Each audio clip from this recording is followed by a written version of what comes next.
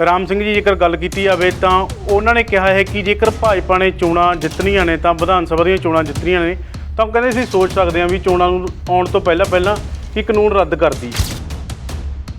ਹੁਣ ਜਿਵੇਂ ਜਿਵੇਂ ਪਾਰਟੀ ਦੇ ਅੰਦਰੋਂ ਆਵਾਜ਼ਾਂ ਉੱਠਣ ਲੱਗ ਪਈਆਂ ਨੇ ਜੀ ਤਾਂ ਲੱਗਦਾ ਹੈ ਕਿ ਅਗਲੇ ਦਿਨਾਂ ਦੇ ਵਿੱਚ ਇਹਨਾਂ ਕਾਨੂੰਨਾਂ ਨੂੰ ਰੱਦ ਕਰ ਦੇਣ, ਮੁੜ ਤੋਂ ਕੋਈ ਕਮੇਟੀ ਬਣਾ ਲਈ ਜਾਵੇ ਜਿਹਦੇ ਨਾਲ ਮਿਲ ਕੇ ਜੋ ਸੰਭਵ ਹੋਵੇ ਉਸ ਤਰ੍ਹਾਂ ਦੇ ਕਾਨੂੰਨ ਲੈ ਆਉਣ। ਦੇਖੋ ਭਾਵੇਂ ਖੇਤੀ ਆ ਭਾਵੇਂ ਕੋਈ ਵੀ ਹੈ, ਅਸੀਂ ਵੀ ਇਸ ਗੱਲ ਦੇ ਹਾਮੀ ਆ ਕਿ ਸੁਧਾਰ ਹੋਣ, ਉਹਨਾਂ ਦੇ ਵਿੱਚ ਬਦਲਾਅ ਆਵੇ। ਜਿਹੜੀਆਂ ਪੁਰਾਣੀਆਂ ਨੀਤੀਆਂ ਨੇ ਉਹਦੀ ਥਾਂ ਦੇ ਉੱਤੇ ਨਵੀਆਂ ਤੇ ਵਿਚਾਰ ਕੀਤਾ ਜਾਵੇ ਪੂਰੀ ਵੱਡੀ ਪੱਧਰ ਦੇ ਉੱਤੇ। ਸੋ ਉਦੋਂ ਬਾਅਦ ਲਿਆਂਦਾ ਜਾਵੇ। ਇਹ ਨਾ ਕਿਸੇ ਨਾਲ ਵਿਚਾਰ ਕੀਤਾ, ਨਾ ਕਿਸੇ ਦੀ ਗੱਲ ਸੁਣੀ। ਕੋਵਿਡ ਦਾ ਕੰਮ ਚੱਲ ਰਿਹਾ ਹੈ ਤੇ ਲਿਆ ਕੇ ਸਾਰਿਆਂ ਦੇ ਉੱਤੇ ਕਾਨੂੰਨ ਥੋਪਤੇ। ਤੇ ਜਿਵੇਂ ਡਿਕਟੇਟਰਸ਼ਿਪ ਤਾਨਾਸ਼ਾਹੀ ਨਰਿੰਦਰ ਮੋਦੀ ਕਰ ਰਿਹਾ, ਇਹ ਦੇਸ਼ ਦੇ ਹਿੱਤ 'ਚ ਨਹੀਂ, ਇਹ ਲੋਕਤੰਤਰ ਪ੍ਰਣਾਲੀ ਦੇ ਵੀ ਹਿੱਤ 'ਚ ਨਹੀਂ। ਕਹਿੰਦੇ ਨੇ ਕਿ ਜਿਹੜੇ ਉੱਥੇ ਕਿਸਾਨੀ ਅੰਦੋਲਨ 'ਚ ਬੈਠੇ ਨੇ ਕਈ ਆਗੂ, ਇਹਨਾਂ ਦੇ ਕਈ ਇਹੋ ਜਿਹੇ ਬਿਆਨ ਵੀ ਦਿੰਦੇ ਨੇ ਕਿ ਕਿਸਾਨ ਹੀ ਨਹੀਂ ਹੈਗੇ ਉਹ। ਮੂੰਹ ਪੱਟ ਆਗੂ ਨੇ ਜਿਨ੍ਹਾਂ ਦੇ ਗਿੱਠ ਜਵਾਨਾਂ ਕੰਨਾਂ ਤੱਕ ਪੱਟੀਆਂ ਹੋਈਆਂ ਨੇ ਜੀ, ਇਹ ਉਹਨਾਂ ਲੋਕਾਂ ਦੀਆਂ ਆਵਾਜ਼ਾਂ ਨਿਕਲਦੀਆਂ ਨੇ। ਉਹਨਾਂ ਨੂੰ ਨਾ ਕੁੱਤੇ ਦੀ ਹੱਡੀ ਦਾ ਸ਼ੌਕ ਪੈ ਗਿਆ ਜੀ ਕਿ ਸ਼ਾਇਦ ਅਗਲੇ ਦਿਨਾਂ ਵਿੱਚ ਮੋਦੀ ਸਾਹਿਬ ਸਾਨੂੰ ਕੋਈ ਵੱਡੀ ਕੁਰਸੀ ਦੇ ਦੇਣ। ਉਹਦੇ ਲਾਲਚ ਦੇ ਵਿੱਚ ਉਹ ਇਸ ਤਰ੍ਹਾਂ ਦੀ ਬਿਆਨਬਾਜ਼ੀ ਕਰਦੇ ਨੇ, ਜਦ ਕਿ ਜ਼ਮੀਨੀ ਹਕੀਕਤ ਤੋਂ ਉਲਟ ਹੈ ਜੀ। ਕਿਸਾਨਾਂ ਵੱਲੋਂ ਪਾਰਲੀਮੈਂਟ ਦੇ ਬਰਾਬਰ ਆਪਣੀ ਪਾਰਲੀਮੈਂਟ ਚਲਾਈ ਜਾ ਰਹੀ ਹੈ। ਜੰਤਰ ਮੰਤਰ ਤੇ ਲਗਾਤਾਰ ਕਿਸਾਨ ਕਾਫੀ ਸਮੇਂ ਤੋਂ ਉੱਥੇ ਜਿਹੜੀ ਉਹ ਆਪਣੀ ਪਾਰਲੀਮੈਂਟ ਚਲਾ ਰਹੇ ਨੇ। ਵੱਖ-ਵੱਖ ਮੁੱਦਿਆਂ ਦੇ ਉੱਤੇ ਕਿਸਾਨੀ ਕਾਨੂੰਨਾਂ ਦੇ ਉੱਤੇ ਜਿਹੜੇ ਇਹ ਕਾਲੇ ਕਾਨੂੰਨ ਨੇ, ਇਹਨਾਂ ਦੇ ਉੱਤੇ ਉਹਨਾਂ ਨੇ ਚਰਚਾ ਕੀਤੀ ਹੈ, ਆਪੋ ਆਪਣੇ ਵਿਚਾਰ ਰੱਖੇ ਨੇ। ਜਿਹੜੇ ਬੰਦੇ ਉੱਥੇ ਸੁਣ ਜਾਂਦੇ ਨੇ ਉਹ ਦੰਗ ਰਹਿ ਜਾਂਦੇ ਨੇ ਕਿ ਜਿੰਨਾ ਸ਼ਿੱਦਤ ਦੇ ਨਾਲ ਇਹ ਕਿਸਾਨੀ ਮੰਚ ਤੋਂ ਇਹ ਕਿਸਾਨੀ ਅੰਦੋਲਨ ਬਾਰੇ ਗੱਲਬਾਤ ਕੀਤੀ ਜਾ ਰਹੀ ਹੈ, ਆਪਣੇ ਆਪ ਦੇ ਵਿੱਚ ਅਹਿਮ ਹੈ। ਪ੍ਰਧਾਨ ਮੰਤਰੀ ਨਰਿੰਦਰ ਮੋਦੀ ਨੇ ਜਿਹੜੀ 9ਵੀਂ ਕਿਸ਼ਤ ਆ ਉਹ 2-2000 ਰੁਪਏ ਵਾਲੀ ਕਿਸਾਨਾਂ ਦੇ ਖਾਤੇ ਦੇ ਵਿੱਚ ਪਾਉਣ ਬਾਰੇ ਕਿਹਾ ਸੀਗਾ, ਉਹਦੇ ਬਾਰੇ ਕੀ ਕਹਿਣਾ ਹੈ? ਤੁਸੀਂ ਇਹ 2000 ਰੁਪਇਆ ਉਹਦੇ ਖਾਤੇ 'ਚ ਪਾ ਰਹੇ ਹੋ, ਜਿਹੜਾ ਤੁਸੀਂ ਖਾਦਾਂ ਦਾ ਵਧਾਤਾ, ਡੀਜ਼ਲ ਦਾ ਭਾਅ ਕਿੱਥੇ ਚਲਿਆ ਗਿਆ, ਪੈਟਰੋਲ ਦਾ ਕਿੱਥੇ ਚਲਿਆ ਗਿਆ ਜੀ। 2000 ਉਹਦੇ ਜੇਬ 'ਚ ਪਾ ਕੇ ਜਾਂ 6000 ਜੇਬ 'ਚ ਪਾ ਕੇ ਜਿਹੜਾ 15-15000 ਦਾ ਡਾਕਾ ਉਹਦੀ ਜੇਬ ਤੇ ਵੱਜ ਰਿਹਾ ਹੈਗਾ, ਉਹਦੀ ਰਸੋਈ ਦੇ ਵਿੱਚ ਜੇ ਅੱਜ ਤੋਂ 6 ਮਹੀਨੇ ਪਹਿਲਾਂ ਰਸੋਈ ਦਾ ਖਰਚਾ 5000 ਸੀ, ਉਹ 7000 ਹੋ ਗਿਆ, ਡੇਢਾ ਹੋ ਗਿਆ। ਜੇ 2000 ਵੀ ਦੇਖੀਏ ਉੱਥੇ ਵੱਧ ਗਿਆ, 12 ਦੂਰੀ 24000 ਉਹਦੀ ਰਸੋਈ ਦੇ ਵਿੱਚ ਖਰਚਾ ਵੱਧ ਗਿਆ। ਤੁਸੀਂ ਦਿੱਤਾ 6000 ਤੇ 18000 ਤੁਸੀਂ ਉਹਦੀ ਜੇਬ ਚੋਂ ਕੱਢ ਲਿਆ। ਇਹ ਨੀਤੀਆਂ ਜਿਹੜੀਆਂ ਤੇ ਚੱਲ ਰਹੇ ਨੇ, ਇਹ ਕੋਈ ਬਹੁਤੀਆਂ ਵਧੀਆ ਨੀਤੀਆਂ ਨਹੀਂ ਹੈਗੀਆਂ। ਭਾਵ ਦਸੀ ਦੇ ਦਿਓ, ਰੁਪਈਆ ਕੱਢ ਲਓ ਜੀ। ਗੁਰਨਾਮ ਸਿੰਘ ਚੜੂਨੀ ਨੇ ਜਿਹੜੇ ਹਰਿਆਣਾ ਦੇ ਸਿੱਖ ਗੁਰਦੁਆਰਾ ਪ੍ਰਬੰਧਕ ਕਮੇਟੀ ਦੇ ਜਥੇਦਾਰ ਨੇ ਆਪਣੇ ਬਲਜੀਤ ਸਿੰਘ ਦਾਦੋਵਾਲ ਪ੍ਰਧਾਨ ਨੇ ਉੱਥੋਂ ਦੇ, ਉਹਨਾਂ ਨੇ ਏਜੰਟ ਦੱਸਿਆ, ਬੀਜੇਪੀ ਦਾ ਏਜੰਟ ਦੱਸਿਆ ਜੀ। ਪੰਜਾਬ ਦੇ ਵਿੱਚ ਜਦੋਂ ਆਮ ਆਦਮੀ ਪਾਰਟੀ ਆਈ ਸੀ, ਕੋਈ ਕਹਿ ਜਾਂਦਾ ਸੀ ਇਹ ਬੀਜੇਪੀ ਦੀ ਏਜੰਟ ਹੈ, ਕੋਈ ਬੀ ਟੀਮ ਹੈ, ਕੋਈ ਕਾਂਗਰਸ ਦੀ ਬੀ ਟੀਮ ਦੱਸੀ ਜਾਂਦਾ ਸੀ ਜੀ।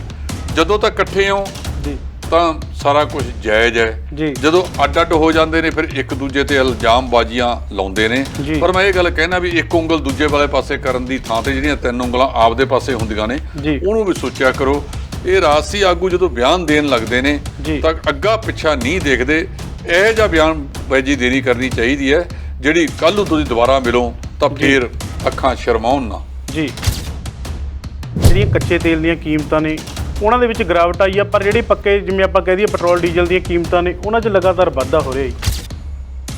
ਇਹੀ ਤਾਂ ਸਭ ਤੋਂ ਵੱਡੀ ਗੱਲ ਹੈ ਜੀ ਕਿ ਕੱਚਾ ਤੇਲ ਲਗਾਤਾਰ ਘਟ ਰਿਹਾ ਹੈ ਜੀ। ਕਰੋਨਾ ਦੇ ਵਿੱਚ ਕੱਚਾ ਤੇਲ ਘਟਿਆ ਜੀ। ਇਹਨਾਂ ਨੇ ਬਜਾਏ ਰਾਹਤ ਦੇਣ ਦੀ ਥਾਂ ਦੇ ਉੱਤੇ ਜੀ ਵਧਾਏ ਨੇ। ਨਾ ਰਾਜ ਘੱਟ ਨੇ ਜੀ, ਨਾ ਹੀ ਕੇਂਦਰ ਸਰਕਾਰ ਘੱਟ ਹੈ ਜੀ। ਹੁਣ ਹੈਰਾਨ ਹੋਵੋਗੇ ਤੁਸੀਂ ਕਿ ਕਹਿੰਦੇ ਆ ਵੀ 3 ਰੁਪਏ ਬਿਜਲੀ ਦੇਵਾਂਗੇ, 3 ਰੁਪਏ ਜੀ। ਉਹ ਭੜੂਏ 4 ਰੁਪਏ 47-48 ਪੈਸੇ ਤਾਂ ਬਿਜਲੀ ਪੈਂਦੀ ਹੈ ਜੀ, ਜਿਹਦੇ ਵਿੱਚ 20% ਸਰਕਾਰ ਨੇ ਡਿਊਟੀ ਲਾਈ ਵੀ ਹੈ ਆਪਦੀ ਪੰਜਾਬ ਨੇ। ਉਹ ਕਿਵੇਂ ਪੂਰੀ ਹੋਵੇਗੀ? ਸੋ ਇਹ ਜਿਹੜੇ ਰਾਜਸੀ ਆਗੂ ਆ ਕਹਿੰਦੇ ਕੁਛ ਹੈ ਕਰਦੇ ਕੁਛ ਹੈ। ਇਹਨਾਂ ਨੇ ਤਕਰੀਬਨ ਜੇ 30-35 ਰੁਪਏ ਤੇਲ ਹੈ ਉਹ ਤੇ 40 ਰੁਪਏ ਤੋਂ ਵੱਧ ਜਿਹੜੀ ਇੱਕ ਸੈਂਟਰਲ ਐਕਸਾਈਜ਼ ਡਿਊਟੀ ਆ ਉਹ ਲਾਈ ਹੋਈ ਹੈ ਤੇ 20-22 ਰੁਪਏ ਜਿਹੜਾ ਸੂਬਿਆਂ ਦੇ ਟੈਕਸ ਨੇ, ਵੈਟ ਨੇ, ਉਹ ਉਹਦੇ ਉੱਤੇ ਲੱਗੇ ਹੋਏ ਨੇ। ਇੱਕ ਪਾਸੇ ਨਰਿੰਦਰ ਮੋਦੀ ਇਹ ਗੱਲ ਕਹਿੰਦਾ ਸੀ ਕਿ ਇੱਕ ਦੇਸ਼ ਇੱਕ ਟੈਕਸ ਜੀ ਤੇ ਫਿਰ ਲਾ GST। ਜੀ ਇਹ GST ਤੋਂ ਬਾਹਰ ਕਿਉਂ ਰੱਖਿਆ ਹੋਇਆਗਾ? ਲੋਕਾਂ ਨੂੰ ਲੁੱਟਣ ਵਾਸਤੇ। ਜੀ ਪ੍ਰਧਾਨ ਮੰਤਰੀ ਨਰਿੰਦਰ ਮੋਦੀ ਨੇ ਸਰਕਾਰ ਬਣਨ ਤੋਂ ਪਹਿਲਾਂ ਜਿਹੜੇ ਉਹ ਕਹਿੰਦੇ ਸੀਗੇ ਕਿ ਉਹਨਾਂ ਦਾ ਨਾਰਾ ਸੀਗਾ ਕਿ ਅੱਛੇ ਦਿਨ ਆਉਣਗੇ, ਤਾਂ ਹੁਣ ਜੇਕਰ ਗੱਲ ਕੀਤੀ ਜਾਵੇ ਕਿਸਾਨ ਵੀ ਦੁਖੀ ਆ, ਆਮ ਲੋਕ ਵੀ ਦੁਖੀ ਨੇ, ਹਰ ਇੱਕ ਵਰਗ ਦੁਖੀ ਆ, ਫਿਰ ਇਹਦੇ ਵਿੱਚ ਅੱਛੇ ਦਿਨ ਕਿੱਥੇ ਦੇਖਣ ਨੂੰ ਮਿਲਣਗੇ? ਹੁਣ ਗੱਲ ਸਮਝੇ ਨਹੀਂ ਪੰਜਾਬ ਦੇ ਲੋਕ, ਸਾਡੇ ਭਾਰਤ ਦੇ ਲੋਕ। ਜੀ ਉਹਨਾਂ ਨੇ ਯਾਰੋਂ ਕੇ ਕਿਹਾ ਥਾ, ਜੀ ਅੱਛੇ ਦਿਨ ਗੁਜ਼ਾरेंगे यारों के। ਜੀ ਸੋ ਅੱਜ ਆਮ ਲੋਕ ਜਿਹੜਾ ਇਸੇ ਕਰਕੇ ਪਿਸਦਾ ਜਾ ਰਿਹਾ ਹੈਗਾ ਕਿ ਜਿਹੜੀਆਂ ਨੀਤੀਆਂ ਬਣ ਰਹੀਆਂ ਨੇ ਉਹ ਕਾਰਪੋਰੇਟ ਘਰਾਣਿਆਂ ਨੂੰ ਉੱਚਾ ਚੁੱਕਣ ਵਾਸਤੇ ਬਣ ਰਹੀਆਂ ਨੇ।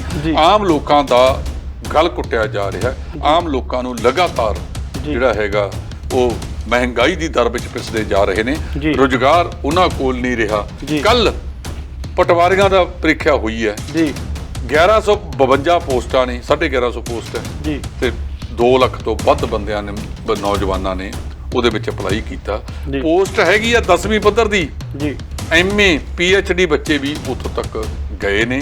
ਤੇ ਹਾਲ ਤਾਂ ਇਹ ਹੈ ਜਿਹੜੇ ਕਹਿੰਦੇ ਸੀ ਘਰ ਘਰ ਰੁਜ਼ਗਾਰ ਦੇਵਾਂਗੇ, ਜੇ ਉਹਨਾਂ ਨੇ ਘਰ ਘਰ ਰੁਜ਼ਗਾਰ ਹੁਣ ਤੱਕ ਦਿੱਤਾ ਹੁੰਦਾ ਤਾਂ 1152 ਬੰਦਾ ਨਹੀਂ ਭਰਤੀ ਹੋਣਾ ਸੀ। ਕਹਿੰਦੇ ਨੇ ਅਸੀਂ ਖਿਡਾਰੀਆਂ ਲਈ ਟਵੀਟ ਤਾਂ ਕਰ ਦਿੱਤਾ ਹੀ, ਹੁਣ ਇਹ ਤੋਂ ਬਾਅਦ ਕੀ ਕਰੀਏ? ਉੱਠ ਨਾ ਸਕਾਂ, ਫਿੱਟੇ ਮੂੰਹ ਗੋਡਿਆਂ ਦੇ, ਉੱਠ ਸਾਤੋਂ ਨਹੀਂ ਜਾਂਦਾ, ਮਤਲਬ ਗੋਡੇ ਸਾਡੇ ਖਰਾਬ ਨੇ। ਇਹਨਾਂ ਰਾਜਸੀ ਲੋਕਾਂ ਨੇ ਹਰ ਖੇਤਰ ਦੇ ਵਿੱਚ ਜਿਹੜਾ ਇਹ ਆਪਦੀ ਰਾਜਸੀ ਕਿਹੜਾ ਪਾਈਆਂ ਨੇ, ਆਪਦੀਆਂ ਰਾਜਸੀ ਪਿਰਤਾਂ ਪਾਈਆਂ ਨੇ, ਉਹਨਾਂ ਰਾਜਸੀ ਪਿਰਤਾਂ ਕਰਕੇ ਲਗਾਤਾਰ ਅਸੀਂ ਪਛੜਦੇ ਜਾ ਰਹੇ ਹਾਂ। ਜੇ ਕੋਈ ਯੋਗ ਬੰਦਾ, ਤੁਸੀਂ ਦੇਖੋ ਪੰਜਾਬ ਦੀ ਗੱਲ ਕਰ ਲਓ ਜੀ, ਪੰਜਾਬ ਦਾ ਖੇਡ ਮੰਤਰੀ ਕੌਣ ਹੈ? ਜਿਹੜਾ ਮੁੱਖ ਮੰਤਰੀ ਸਾਹਿਬ ਦਾ ਚਾਪਲੂਸ ਹੈ ਜੀ ਜੀ। ਤੇ 10 ਸਾਲ ਲਗਾਤਾਰ ਜਿਸ ਨੇ ਹਿੰਦੁਸਤਾਨ ਦਾ ਝੰਡਾ ਚੱਕਿਆ, ਕਪਤਾਨੀ ਕੀਤੀ ਹਾਕੀ ਦੀ ਜੀ, ਉਹਨੂੰ ਨਾ ਬਣਾਇਆ ਜਾਂਦਾ ਜੀ। ਸਾਡੇ ਨਾਲ ਤਾਂ ਹਰਿਆਣਾ ਚੰਗਾ ਹੈ ਜੀ, ਉਹਨਾਂ ਨੇ ਘੱਟੋ ਘੱਟ ਆਪਣੇ ਹਾਕੀ ਖਿਡਾਰੀ ਨੂੰ ਖੇਡ ਮੰਤਰੀ ਤਾਂ ਬਣਾਤਾ, ਸੰਦੀਪ ਨੂੰ। ਪੰਜਾਬ ਦੇ ਜਿਹੜੇ ਮੌਜੂਦਾ ਹਾਲਾਤ ਨੇ, 2 ਮਹੀਨਿਆਂ ਦੇ ਅੰਦਰ ਅੰਦਰ ਪੰਜਾਬ ਦੇ ਵਿੱਚ ਕਈ ਕਤਲ ਹੋ ਚੁੱਕੇ ਨੇ, ਜਿਸ ਨੂੰ ਦੇਖਦੇ ਹੋਏ ਵਿਰੋਧੀ ਪਾਰਟੀਆਂ ਨੇ ਸਰਕਾਰਾਂ ਦੇ ਸਵਾਲ ਚੁੱਕੇ ਨੇ। ਜਿਵੇਂ ਵਿੱਕੀ ਮਿੱਡੂ ਖੇੜਾ ਦਾ ਕਤਲ ਹੋਇਆ ਤੇ ਉਹਦੀ ਜ਼ਿੰਮੇਵਾਰੀ ਆ ਜਿਹੜੀ ਉਹ ਦਿਓਲਾ ਨੇ ਲਈ ਆ। ਜਾਂਚ ਚੱਲ ਰਹੀ ਆ ਮੋਹਾਲੀ ਪੁਲਿਸ ਦੇ ਕੋਲੇ ਜੀ ਜੀ। ਸੂਤਰਾਂ ਦੇ ਹਵਾਲੇ ਨਾਲ ਖਬਰ ਨਿਕਲ ਕੇ ਆਈ ਹੈ ਕਿ ਕੋਈ ਲਵੀ ਦਿਓੜਾ ਹੈ ਜੀ ਜੀ, ਪਤਾ ਲੱਗਿਆ ਵੀ ਉਹਦਾ ਪਿਛੋਕੜ ਵੀ ਇਦਾਂ ਦਾ ਹੀ ਆ। ਉਹਦਾ ਜਿਹੜਾ ਭਰਾ ਆ ਬਿਨੇ ਦਿਓੜਾ, ਉਹ ਸ਼ਾਇਦ ਇਸ ਦੇ ਵਿੱਚ ਸ਼ਾਮਲ ਹੋਏਗਾ। ਇਹ ਅਜੇ ਸੂਤਰਾਂ ਦੀ ਖਬਰ ਹੈਗੀ ਆ। ਜੇ ਉਹ ਪਤਾ ਲੱਗਿਆ ਕਿ ਸ਼ਾਇਦ ਉਹ ਕੋਟਕਪੂਰੇ ਖੇਤਰ ਨਾਲ ਸੰਬੰਧਿਤ ਨੇ, ਉਹਨਾਂ ਦੇ ਘਰਾਂ 'ਚ ਪੁਲਿਸ ਨੇ ਛਾਪਾ ਵੀ ਮਾਰਿਆ ਹੈਗਾ। ਹੋ ਸਕਦਾ ਹੈ ਉਹ ਇਹ ਸਹੀ ਹੋਵੇ, ਲੇਕਿਨ ਜੇ ਉਹਦੀ ਗ੍ਰਿਫਤਾਰੀ ਵਗੈਰਾ ਹੋ ਗਈ, ਕਈ ਵਾਰੀ ਪੁਲਿਸ ਵਾਲੀ ਗ੍ਰਿਫਤਾਰੀ ਹੋ ਜਾਂਦੀ ਹੈ, ਉਹ ਸ਼ੋਅ ਨਹੀਂ ਕਰਦੇ, ਕਿਉਂਕਿ ਜੇ ਗ੍ਰਿਫਤਾਰੀ ਪਾਉਣੀ ਪੈ ਜਾਵੇ, ਖਾਸ ਕਰ ਇਹੋ ਜਿਹੇ ਕੇਸਾਂ ਦੇ ਵਿੱਚ, ਫਿਰ ਉਹ 24 ਘੰਟੇ ਦੇ ਅੰਦਰ ਅੰਦਰ ਅਦਾਲਤ 'ਚ ਪੇਸ਼ ਕਰਨਾ ਪੈਂਦਾ ਹੈ ਜੀ। ਆਪਾਂ ਜੇਕਰ ਗੱਲ ਕੀਤੀ ਜਾਵੇ ਹਰਿਆਣਾ ਦੇ ਵਿੱਚ ਨਾ, ਬੀਤੇ ਦਿਨੀ ਕੁਝ ਕੁ ਲੋਕ ਆਏ ਸੀਗੇ ਜਿਨ੍ਹਾਂ ਦੇ ਗਾਤਰੇ ਪਾਏ ਹੋਏ ਸਨ, ਜਿਹੜੇ ਆਏ ਸੀਗੇ ਉਹ, ਤੇ ਉਹਨਾਂ ਨੇ ਹੁਣ ਫੇਰ ਕਿਹਾ ਸੀ ਦੁਬਾਰੋਂ ਫੇਰ ਆਵਾਂਗੇ। ਇਹ ਜਿਹੜਾ ਹੈਗਾ ਹਰਿਆਣੇ ਦਾ ਮੁੱਖ ਮੰਤਰੀ ਹੈ ਨਾ ਜੀ, ਜਿਹੜਾ ਨਾਗਪੁਰ ਦੀ ਸ਼ਾਖਾ ਦਾ ਨੀਕਰਵਾਜ ਆ ਬਹੁਤ ਵੱਡਾ ਉੱਥੋਂ ਦਾ ਜੀ, ਉਹਨੂੰ ਬੜਾ ਮੋਟਾ ਸੋਚਣਾ ਚਾਹੀਦਾ ਜੀ। ਜੇ ਤੁਸੀਂ ਕਿਸੇ ਨੂੰ, ਜਿਹੜੇ ਬੰਦੇ ਅੰਮ੍ਰਿਤਧਾਰੀ ਨਹੀਂ ਜੀ, ਇਹ ਕਿਸੇ ਦੇ ਧਰਮ 'ਚ ਦਖਲ ਦੇਣ ਵਾਲੀ ਗੱਲ ਆ। 295A ਦਾ ਪਰਚਾ ਦਰਜ ਹੁੰਦਾ ਭਾਰਤੀ ਦੰਡਾਵਲੀ ਦੀ ਧਾਰਾ ਦੇ ਮੁਤਾਬਕ ਜੀ। ਜੇ ਤੁਸੀਂ ਜਾ ਕੇ ਕੋਈ ਬੰਦਾ ਕਿਸੇ ਦੇ ਬਾਹਰ ਜਾ ਕੇ ਲਲਕਾਰਾ ਮਾਰੂਗਾ, ਉਹਦੇ ਧਰਮ ਨੂੰ, ਉਹਦੇ ਨੂੰ ਲਲਕਾਰੇਗਾ, ਤਾਂ ਕਿੰਨਾ ਕਚਹਿਰਾ ਜੀ। ਇਹਦੇ ਵਿੱਚ ਕੋਈ, ਮੈਨੂੰ ਲੱਗਦਾ ਕਿ ਕਿਸਾਨੀ ਅੰਦੋਲਨ ਤੋਂ ਖਿਜੀ ਹੋਈ ਸਰਕਾਰ ਇਸ ਤਰ੍ਹਾਂ ਦੇ ਚਾਲਾਂ ਚੱਲ ਰਹੀ ਹੈ ਕਿ ਆਪਸੀ ਲੜਾਈ ਕਰਾਈ ਜਾਵੇ। D5 ਚੈਨਲ ਪੰਜਾਬੀ ਦੇਖ ਰਹੇ ਸਾਰੇ ਦਰਸ਼ਕਾਂ ਦਾ ਸਵਾਗਤ ਹੈ। ਮੈਂ ਸੁਖਵੀਰ ਸਿੰਘ ਇੱਕ ਮੇਰੀ ਵੀ ਸੁਣੋ ਪ੍ਰੋਗਰਾਮ ਲੈ ਕੇ ਹਾਜ਼ਰ ਹਾਂ, ਜਿਸ ਦੇ ਵਿੱਚ ਅਸੀਂ ਪੰਜਾਬ ਦੇ ਵੱਖੋ ਵੱਖਰੇ ਮੁੱਦਿਆਂ 'ਤੇ ਚਰਚਾ ਕਰਦੇ ਹਾਂ। ਤੇ ਚਰਚਾ ਕਰਨ ਲਈ ਸਾਡੇ ਨਾਲ ਹਮੇਸ਼ਾ ਦੀ ਤਰ੍ਹਾਂ ਸੀਨੀਅਰ ਪੱਤਰਕਾਰ ਨੇ ਜਸਪਾਲ ਸਿੰਘ ਢਿੱਲੋਂ ਜੀ। ਢਿੱਲੋਂ ਜੀ ਸਤਿ ਸ਼੍ਰੀ ਅਕਾਲ ਜੀ। ਸਤਿ ਸ਼੍ਰੀ ਅਕਾਲ ਜੀ, ਬਹੁਤ ਬਹੁਤ ਸ਼ੁਕਰੀਆ। ਇਸ ਦੇ ਨਾਲ ਹੀ ਜੇਕਰ ਦੇਖਿਆ ਜਾਵੇ ਤਾਂ ਕਿਸਾਨਾਂ ਵੱਲੋਂ ਪਾਰਲੀਮੈਂਟ ਦੇ ਬਰਾਬਰ ਆਪਣੀ ਪਾਰਲੀਮੈਂਟ ਚਲਾਈ ਜਾ ਰਹੀ ਹੈ। ਜੰਤਰ ਮੰਤਰ 'ਤੇ ਲਗਾਤਾਰ ਕਿਸਾਨ ਕਾਫੀ ਸਮੇਂ ਤੋਂ ਉੱਥੇ ਜਿਹੜੀ ਉਹ ਆਪਣੀ ਪਾਰਲੀਮੈਂਟ ਚਲਾ ਰਹੇ ਨੇ। ਤੇ ਅੱਜ ਉੱਥੇ ਜੇਕਰ ਗੱਲ ਕੀਤੀ ਜਾਵੇ ਤਾਂ ਬੀਬੀਆਂ ਵੀ ਪਹੁੰਚੀਆਂ ਨੇ, ਉਸ ਨੂੰ ਲੈ ਕੇ ਗੱਲਬਾਤ ਕਰਦੇ ਹਾਂ। ਢਿੱਲੋਂ ਸਾਹਿਬ, ਉਹਦੇ ਬਾਰੇ ਕੀ ਕਹਿਣਾ ਜੀ? ਕਿਸਾਨਾਂ ਨੇ ਜਿਹੜਾ 19 ਤਰੀਕ ਤੋਂ ਇਹ ਪ੍ਰੋਗਰਾਮ ਸ਼ੁਰੂ ਕੀਤਾ ਹੈ, 19 ਜੁਲਾਈ ਤੋਂ ਜੀ ਸਾਡਾ ਜਿਹੜਾ ਸੰਸਦ ਦਾ ਸਮਾਗਮ ਸੈਸ਼ਨ ਹੈ ਉਹ ਸ਼ੁਰੂ ਹੋਇਆ ਜੀ। ਨਾਲ ਨਾਲ ਕਿਸਾਨਾਂ ਨੇ ਵੀ ਆਪਣਾ ਸੈਸ਼ਨ ਸ਼ੁਰੂ ਕੀਤਾ ਜੀ। ਲਗਾਤਾਰ ਉੱਥੇ ਇਹ ਸੈਸ਼ਨ ਚਲਾਇਆ ਜਾ ਰਿਹਾ। ਦੂਜੇ ਵਾਰ ਅੱਜ ਜੀ ਜਿਹੜੀਆਂ ਬੀਬੀਆਂ ਨੇ, ਔਰਤਾਂ ਨੇ ਜੀ, ਇਹਨਾਂ ਨੇ ਅੱਜ ਇਹ ਸੈਸ਼ਨ ਚਲਾਇਆ ਜੀ। ਵੱਖ-ਵੱਖ ਮੁੱਦਿਆਂ ਦੇ ਉੱਤੇ ਕਿਸਾਨੀ ਕਾਨੂੰਨਾਂ ਦੇ ਉੱਤੇ ਜਿਹੜੇ ਇਹ ਕਾਲੇ ਕਾਨੂੰਨ ਨੇ ਇਹਨਾਂ ਦੇ ਉੱਤੇ ਉਹਨਾਂ ਨੇ ਚਰਚਾ ਕੀਤੀ ਹੈ ਜੀ। ਆਪੋ ਆਪਣੇ ਵਿਚਾਰ ਰੱਖੇ ਨੇ ਜੀ। ਜਿਹੜੇ ਬੰਦੇ ਉੱਥੇ ਸੁਣ ਜਾਂਦੇ ਨੇ ਉਹ ਦੰਗ ਰਹਿ ਜਾਂਦੇ ਨੇ ਜੀ ਕਿ ਜਿੰਨਾ ਸ਼ਿੱਦਤ ਦੇ ਨਾਲ ਇਹ ਕਿਸਾਨੀ ਮੰਚ ਤੋਂ ਇਹ ਕਿਸਾਨੀ ਅੰਦੋਲਨ ਬਾਰੇ ਗੱਲਬਾਤ ਕੀਤੀ ਜਾ ਰਹੀ ਹੈ ਆਪਣੇ ਆਪ ਦੇ ਵਿੱਚ ਅਹਿਮ ਹੈ। ਇਸ ਤੋਂ ਵੀ ਅਹਿਮ ਗੱਲ ਇਹ ਹੈ ਕਿ ਪਿਛਲੇ ਦਿਨੀ ਆਪਣਾ ਰਾਹੁਲ ਗਾਂਧੀ ਦੀ ਅਗਵਾਈ ਵਿੱਚ ਜੀ ਬਹੁਤ ਸਾਰੀਆਂ ਵਿਰੋਧੀ ਪਾਰਟੀਆਂ ਦੇ ਸੰਸਦ ਮੈਂਬਰ ਵੀ ਉੱਥੇ ਪੁੱਜੇ। ਜੀ ਉਸ ਤੋਂ ਪਹਿਲਾਂ ਪੰਜਾਬ ਦੇ ਸੰਸਦ ਮੈਂਬਰ ਬਾਜਵਾ ਸਾਹਿਬ ਜਾ ਕੇ ਆਏ ਸੀ। ਉਸ ਤੋਂ ਪਹਿਲਾਂ 20 ਦੇ ਕਰੀਬ ਕੇਰਲ ਤੋਂ ਜਿਹੜੇ ਮੈਂਬਰ ਪਾਰਲੀਮੈਂਟ ਨੇ ਜਾਂ ਮੈਂਬਰ ਰਾਜ ਸਭਾ ਨੇ ਉਹ ਵੀ ਕਿਸਾਨਾਂ ਦੀ ਇਸ ਸੰਸਦ ਦੇ ਵਿੱਚ ਜਾ ਕੇ ਆਏ ਸਨ। ਜਦੋਂ ਵਿਰੋਧੀ ਧਿਰਾਂ ਦੇ ਆਗੂ ਵੱਡੀ ਪੱਧਰ ਦੇ ਉੱਤੇ ਪਹੁੰਚ ਜਾਣ ਤਾਂ ਇਹ ਆਪਣੇ ਆਪ ਵਿੱਚ ਅਹਿਮ ਗੱਲ ਬਣ ਜਾਂਦੀ ਹੈ। ਸੋ ਉਸ ਅਹਿਮ ਗੱਲ ਕਰਕੇ ਉੱਥੇ ਇਹ ਜਿੰਨੇ ਵੀ ਬੰਦੇ ਗਏ ਉਹਨਾਂ ਵੱਲੋਂ ਮਾਨਤਾ ਮਿਲ ਗਈ। ਸੋ ਅੱਜ ਜਿਹੜਾ ਕਈ ਮੁੱਦਿਆਂ ਦੇ ਉੱਤੇ ਗੱਲਬਾਤ ਕੀਤੀ ਗਈ ਹੈ ਜਿਹਦੇ ਵਿੱਚ ਔਰਤਾਂ ਨੇ ਜਿਹੜੇ ਉਹਦੇ 3-4 ਸੈਸ਼ਨ ਹੋਏ ਨੇ ਉਹਦਾ ਆਪਣਾ ਸਪੀਕਰ ਤੇ ਡਿਪਟੀ ਸਪੀਕਰ ਉਹ ਆਪ ਚੁਣਦੀਆਂ ਨੇ ਜਿਵੇਂ ਆ ਰਵਾਇਤ ਹੈਗੀ ਹੈ। ਸੋ ਅੱਜ ਦਾ ਜਿਹੜਾ ਬੀਬੀਆਂ ਵੱਲੋਂ ਕਿਸਾਨ ਮੁੱਦਿਆਂ ਦੇ ਉੱਤੇ ਵੱਖ-ਵੱਖ ਵਿਸ਼ਿਆਂ ਨੂੰ ਲੈ ਕੇ ਗੱਲਬਾਤ ਕਰਨਾ ਆਪਣੇ ਆਪ ਦੇ ਵਿੱਚ ਅਹਿਮ ਹੈ। ਇਹ ਸਾਰੇ ਲੋਕ ਹੁਣ ਕਿਸਾਨੀ ਦੀ ਜਿਹੜੀ ਗੱਲ ਕਰਦੇ ਆ ਉਹ ਜਿਹੜੇ ਪਾਰਲੀਮੈਂਟ ਚੱਲ ਰਹੀ ਹੈ ਉਹਦੇ ਵਿੱਚ ਅੱਜ ਤੱਕ ਪਾਰਲੀਮੈਂਟ ਚੱਲਣ ਨਹੀਂ ਦਿੱਤੀ ਔਰ ਜੋ ਕਿਸਾਨਾਂ ਨਾਲ ਵਾਅਦਾ ਕੀਤਾ ਸੀ ਵਿਰੋਧੀ ਧਿਰ ਦੇ ਆਗੂਆਂ ਨੇ ਉਹਦੇ ਤੇ ਉਹ ਸਾਰੇ ਡਟ ਕੇ ਖੜੇ ਨੇ। ਅੱਜ 9 ਤਰੀਕ ਹੋ ਗਈ ਆ, 4 ਦਿਨ ਹੋਰ ਰਹਿ ਗਏ ਨੇ। 13 ਤਰੀਕ ਤੱਕ ਇਹ ਸੈਸ਼ਨ ਚੱਲਣਾ ਹੈ। ਉਸ ਤੋਂ ਬਾਅਦ ਸੈਸ਼ਨ ਨੇ ਖਤਮ ਹੋ ਜਾਣਾ ਹੈਗਾ। ਫਿਰ ਇਹ ਸਰਦ ਰੁੱਤ ਸੈਸ਼ਨ ਤੱਕ ਜਾ ਪਹੁੰਚੇਗਾ।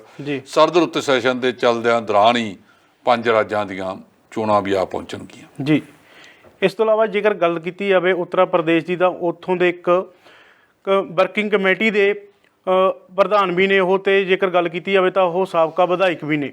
ਰਾਮ ਸਿੰਘ ਜੀ ਜੇਕਰ ਗੱਲ ਕੀਤੀ ਜਾਵੇ ਤਾਂ ਉਹਨਾਂ ਨੇ ਕਿਹਾ ਹੈ ਕਿ ਜੇਕਰ ਭਾਜਪਾ ਨੇ ਚੋਣਾਂ ਜਿੱਤਣੀਆਂ ਨੇ ਤਾਂ ਵਿਧਾਨ ਸਭਾ ਦੀਆਂ ਚੋਣਾਂ ਜਿੱਤਣੀਆਂ ਨੇ ਤਾਂ ਕਹਿੰਦੇ ਅਸੀਂ ਸੋਚ ਸਕਦੇ ਹਾਂ ਵੀ ਚੋਣਾਂ ਨੂੰ ਆਉਣ ਤੋਂ ਪਹਿਲਾਂ ਕਿ ਕਾਨੂੰਨ ਰੱਦ ਕਰ ਦਈਏ।